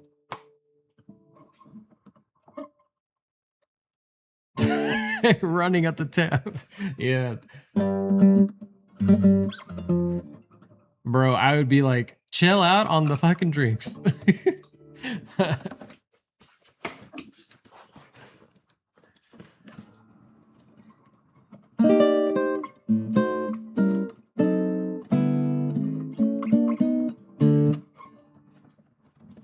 Yeah. How did you even get around to like start doing that?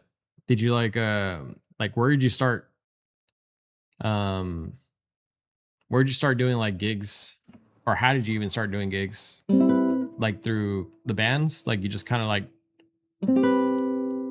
did it that way and then like started getting exposure like to do solos?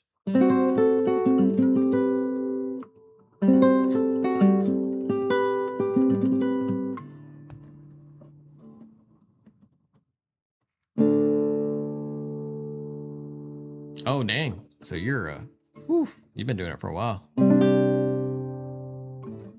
Hell yeah. Metal band.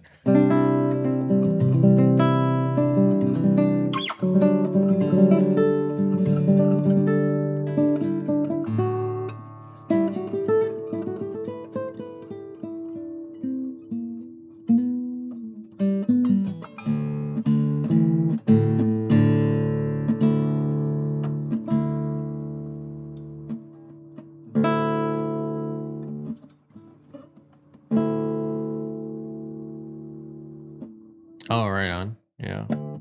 kind of metal band was it? Was it like metalcore, death metal, or like metal?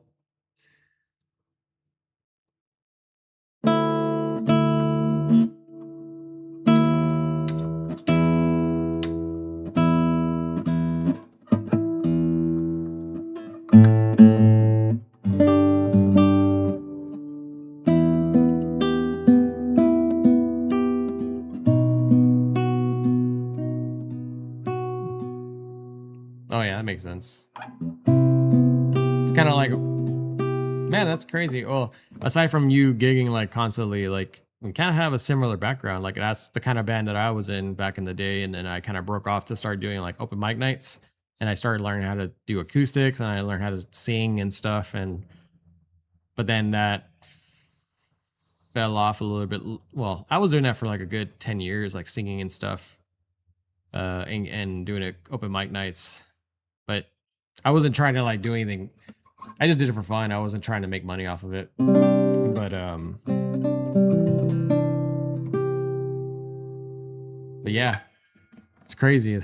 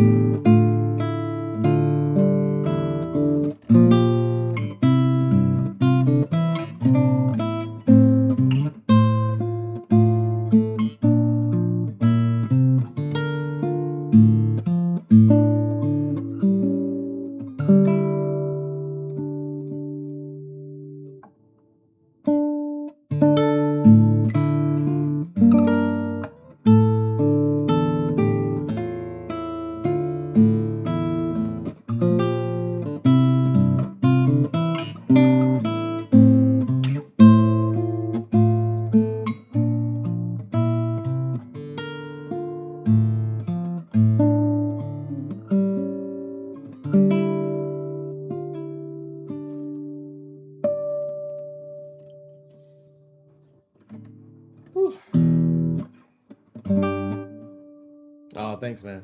I appreciate you.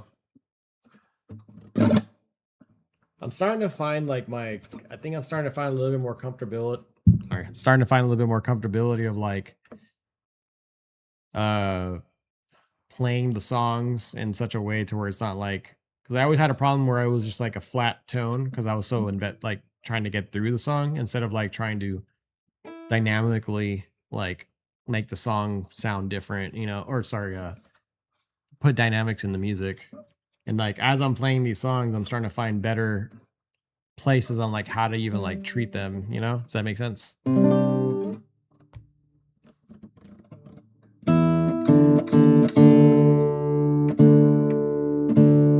Like I keep picturing myself like if like I were playing live like right now, like in a coffee shop or wherever, I don't care. Like how would I treat the songs? And because I don't want it to be like just some straightforward like piece. I want to like put a little bit of dynamics to it.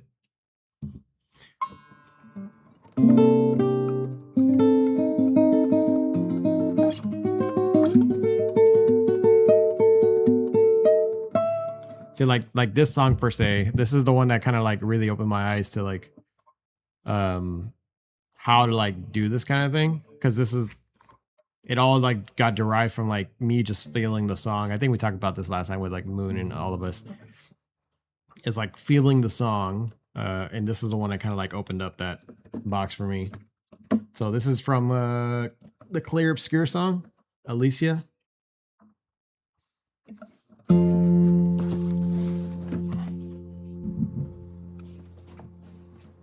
Oh, thanks, Derek. Appreciate that. I feel like I'm getting better with every stream, and this is kind of like why I want to start doing it, so I can start getting comfortable with like playing and stuff. Even though I've played, well, it's a different style. Like playing classical live is just brutal, like in my opinion. But if it was as simple as playing steel string and singing, that would have been like easy to do. But yeah, this is like next level stuff. But anyways, here's Alicia.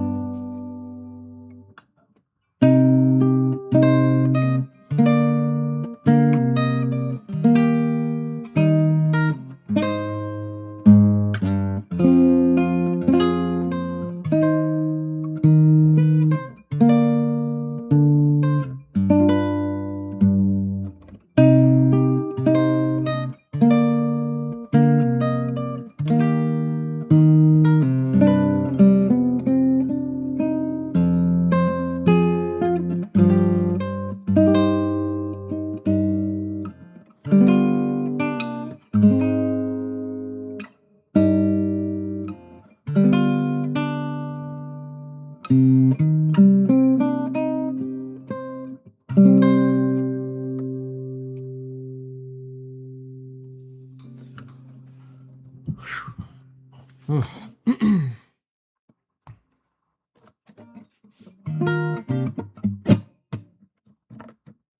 yeah, that one has to be like one of my favorites. Probably, if not my favorite one to do out of the set.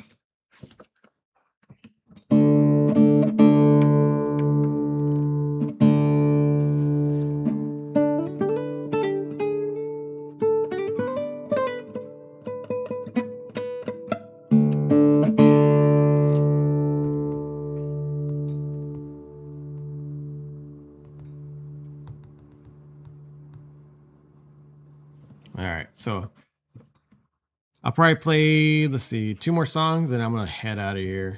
Sorry, getting late. I didn't even lost track of time.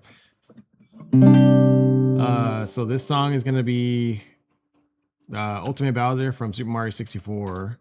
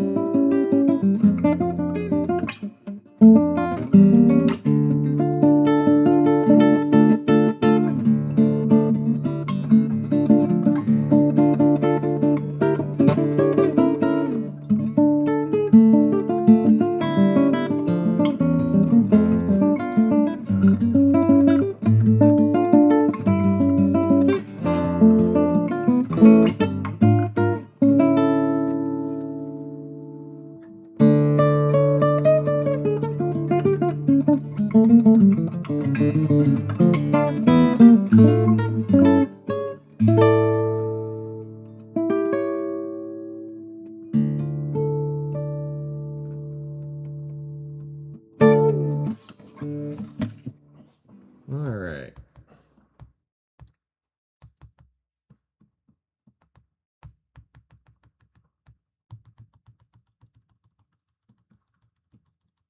All right, and so we'll end it. I'm gonna play the Mining Melancholy again.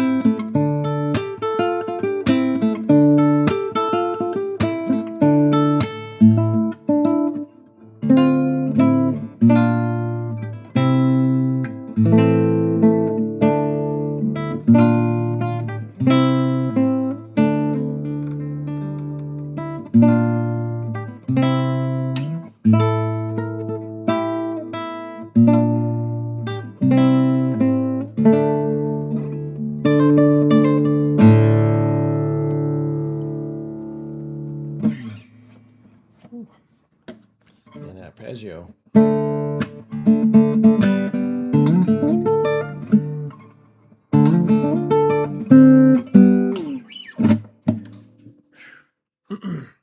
All right, and then we'll end it with as usual with the Piranha Plant Lullaby. Sing everybody to sleep.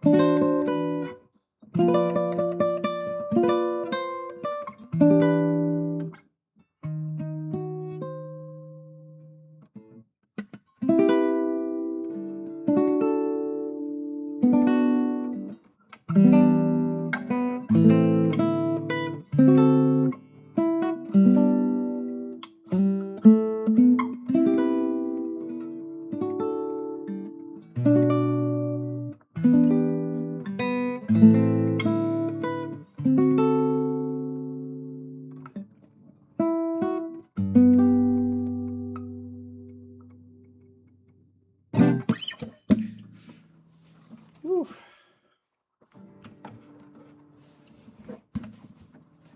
Sound. Hey, what's up, Moon? How you doing? Sounding good. Hopefully see you Sunday. Until then. Oh, peace, man. Thanks for joining, Derek. I appreciate it, man. Oh, thanks, dude. We were just I was showing Jacob my solo for our improv thing.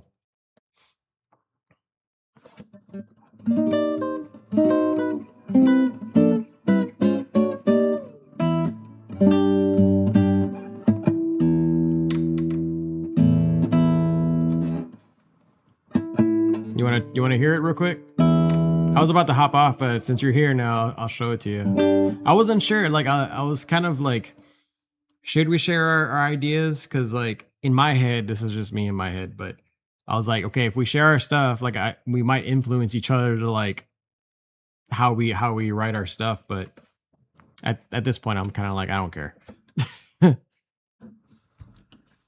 But yeah, let me pull it up real quick. Where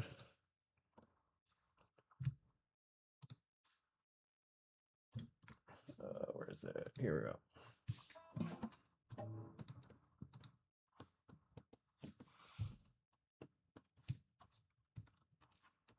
Oh, you're procrastinating.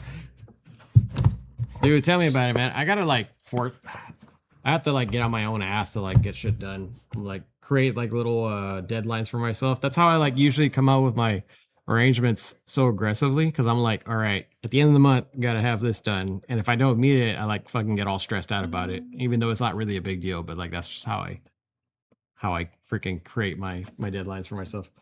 But anyways, here's the Guitar Pro. And I'll play it afterwards, but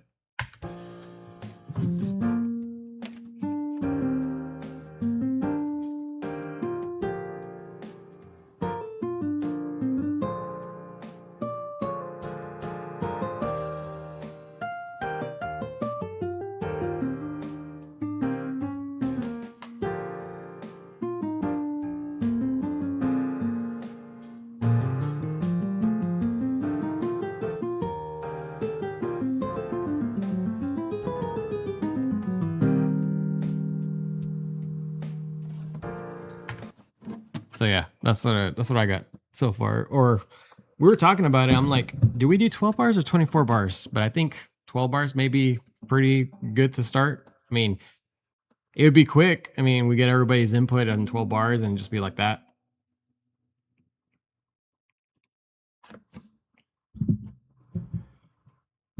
Oh yeah, the that chord part. Yeah. When I first listened to it, I was like, okay. And then you threw in that part, I was like, hold up. I was like, oh, okay.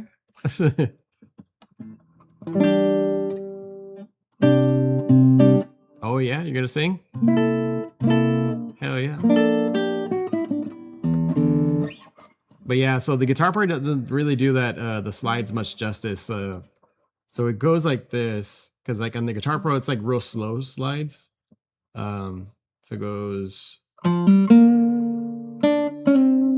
That's how fast it's supposed to be. But I didn't know how to like translate it on the Guitar Pro, so it kind of just put it as like a like that.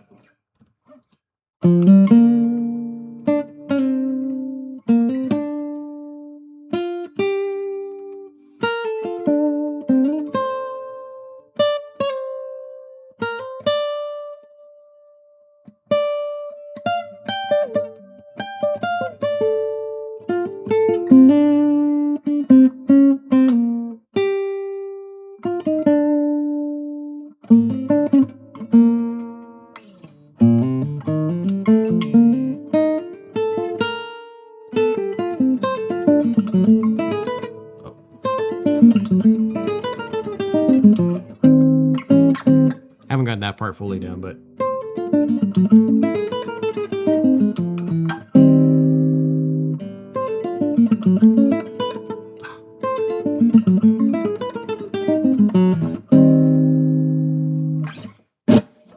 oof.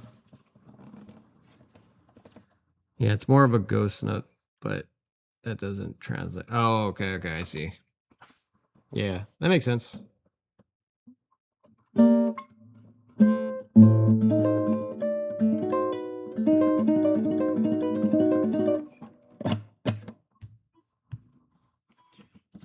But yeah, I'm stoked to put everything together, man. Like, see what everybody got. Should be fun, and then getting more people to join in on it too. You said by what, April? You wanted to get it done by the beginning of April or end of April?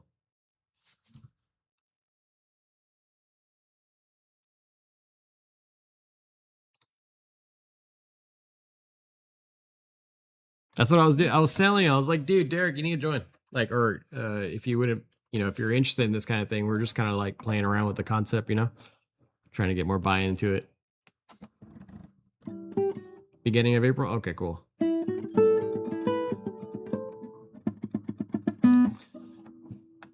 Yeah, when you mentioned the whole full improv thing, like I'm guessing you're thinking like on the spot, right? Like whatever you come out with, that's what it is. Instead of like thinking about it and then pre what do you call it? Like pre-registering it.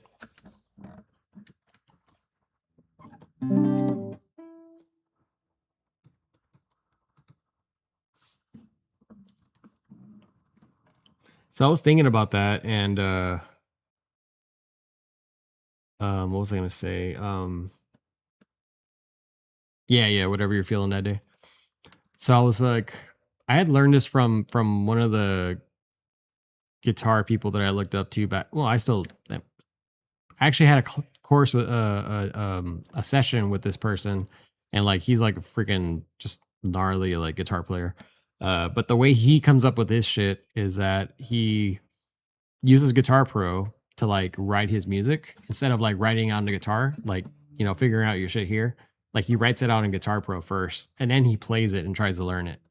So ever since then, I always kind of like stuck to that concept. And whenever you mention like this improv thing, of course, like I like to play whatever I'm feeling on that day, but like or sorry, like how you're talking about like just coming up on the spot. But um, I wanted to like treat this well if it's gonna be like us just kind of messing around with like this kind of concept, and then just try to come up with something cool to do, because like me obviously like a lot of those things like I wouldn't really be able to come up with on the spot, like be like,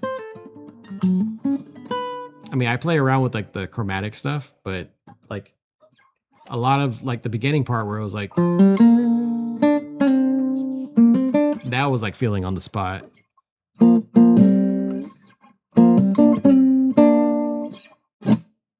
But like getting into the techno, because that weird chord, man, that weird chord threw me off. So I was like, what am I gonna do there? So like obviously on the spot, I'd be like,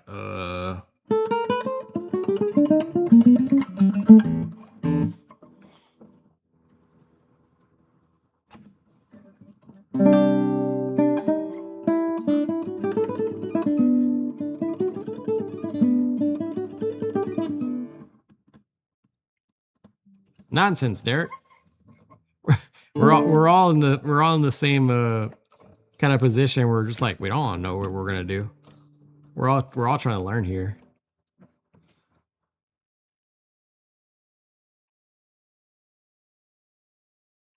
Writing in GP is fine. You just have to translate it to the guitar, and more often than not, the part changes a little for the better. Oh yeah, yeah. It kind of helps me like collect all my ideas, like in because the way I don't know, it's weird. Like whenever I'm playing stuff here, like I can come up with like stuff, but for some reason when I'm on Guitar Pro, or like if I'm like whenever I was doing my MIDI stuff, or sorry, my lo-fi, whenever I would create like the improvs there of like what I was trying to do, like it's easy because like in my head I see like patterns of like, oh, this would work well here because it goes by like, this jump and stuff. Like I don't know, my brain just works a little bit better whenever I take do stuff that way. So hopefully the release changes that I want this to be really accessible. I think it will. I think it'll be really accessible. I mean, I can already see a lot of people being like scared, like nervous to even try and attempt it, because it's improv is just pretty daunting to a lot of people. And I think there's a majority of people that may not be confident in like their skills to like improv, but like we just need to break those guys out of those shells, and that's what the whole purpose of this thing is, right? I mean, we're trying to get everybody out of their shell to kind of like do something different. I've been taking on the improv thing. I've been talking with this jazz guy recently. He told me that when he plays improv, he plays what he wants to hear and not what the voice is in his head. Plays what he wants to hear. Oh, okay, I see. So this is just an extension of practicing that. And also, I want to really hear everyone's original work. Yeah, for sure, dude. Like, I want to hear like what everybody gravitates to when they start to like create their own stuff. I've been really taking like notes from watching Julian Lodge play, because like, dude, that's the goals right there. Like I want to be at that level to where I can just play and just be like freely playing whatever and like everything makes sense.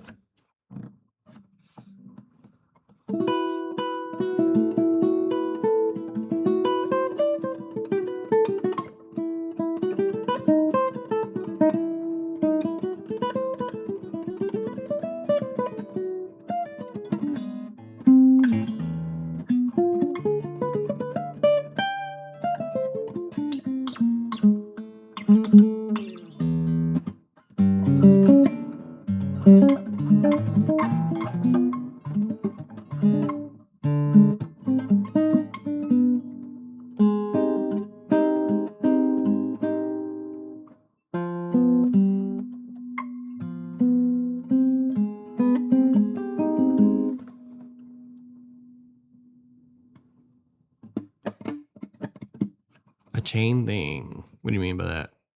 And definitely open to learn. I'll have to think on it. Well, if you ever want to join in, Derek, just let us know. Someone arranges 8 bars, passes it on to the next person. Oh, I see. You mean like the backing track?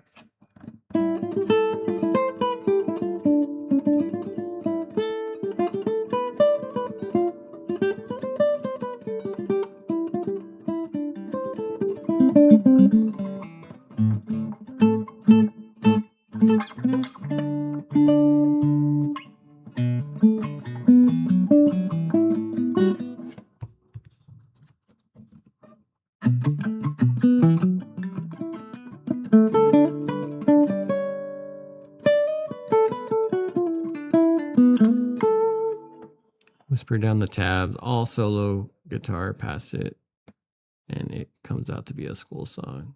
Oh, that'd be a cool concept.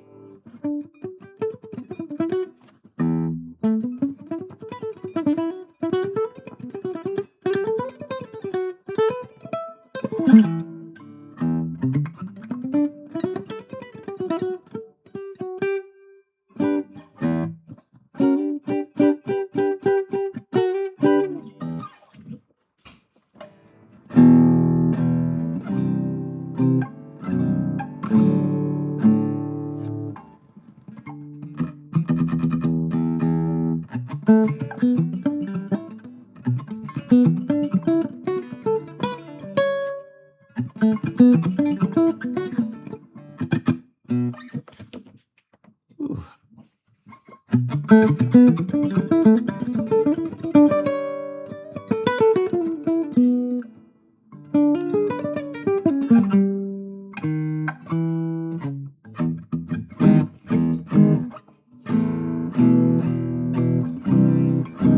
I tell you, man, I come from an electric background. More of an electric, so. Well, actually, that particular line right there.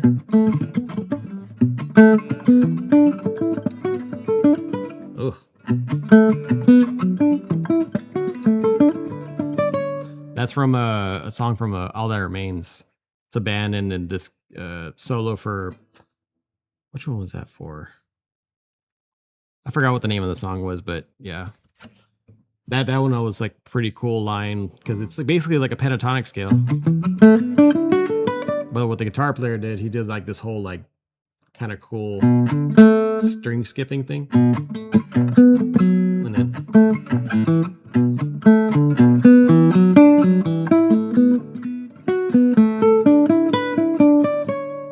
that kind of always stuck with me, and I always practice it from time to time.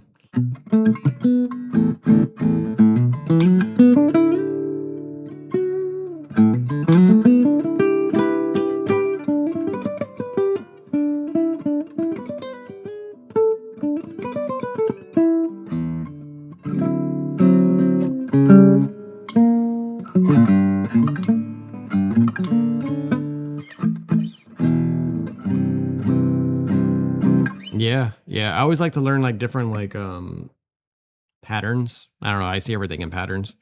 That's why like whenever like I write this, whenever I listen to solos and like, to me, it's a lot of octaves. Like when people are shredding, and it's like keep on going all the way till they get to like wherever they're landing. And so like I start thinking about that. I'm like, is that all it is? Like just knowing how to like octave your way around the board. But I mean, obviously it's a little bit more complex than that, but just to kind of create like a cool fast solo, you know?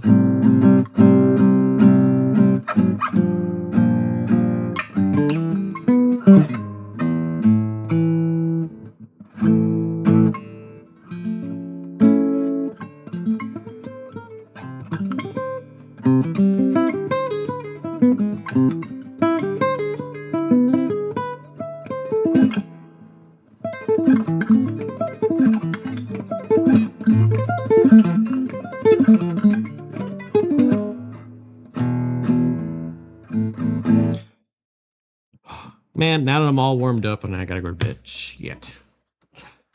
I was feeling pretty. Oof. So what are you up to, Moon? Hanging out?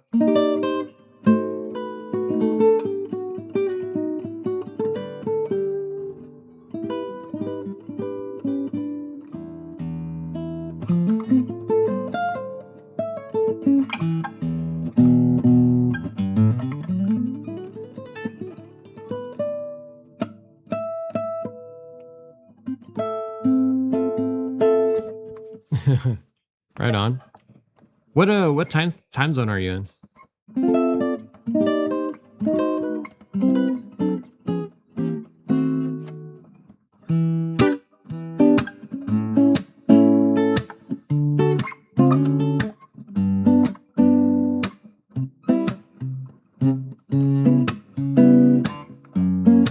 Oh, right on.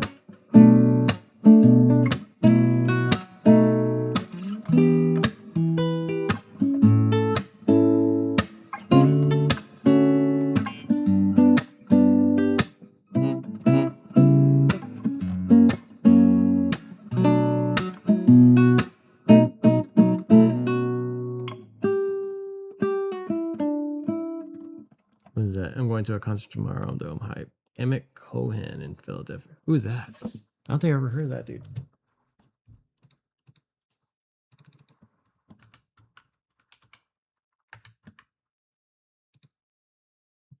Ooh, a pianist?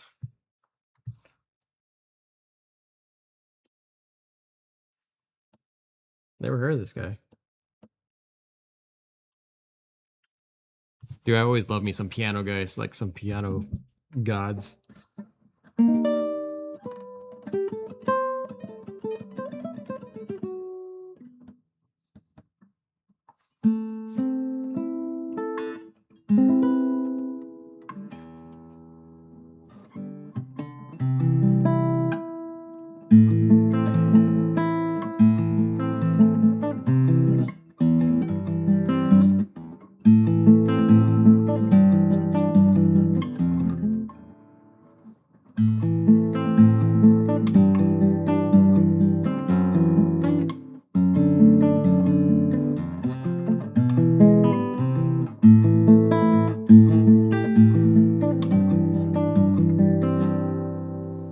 Yeah. Such a sick like guitar part. I don't know if I'm better at playing with the pick or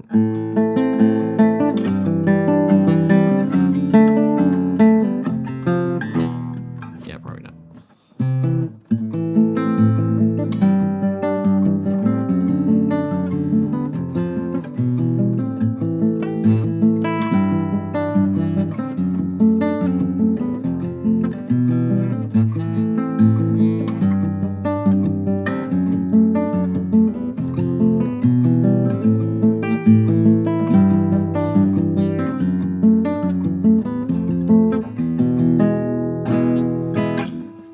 So sick.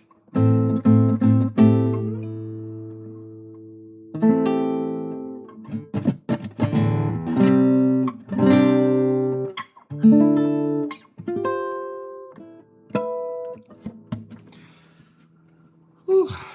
All right, I think I'm gonna call it, guys.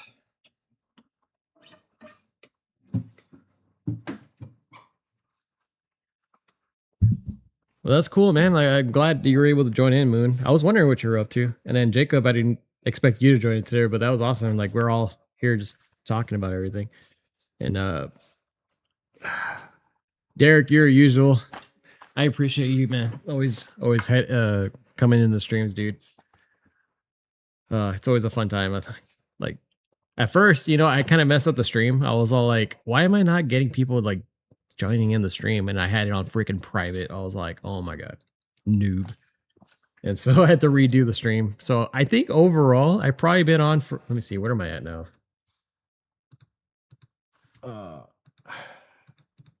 So I'm at almost, yeah, 2 hours and 47. I'd probably say I've been on for about 3 hours, given the the mess up on earlier. But yeah. All right, guys, I'm gonna hit it. I'm gonna go head to bed. But thanks for y'all joining in, and hopefully y'all see y'all in the next stream, and hopefully see both or all of y'all on stage time Sunday. Super stoked to show off the new arrangement, man. Yeah, no problem, man. Anytime. Later.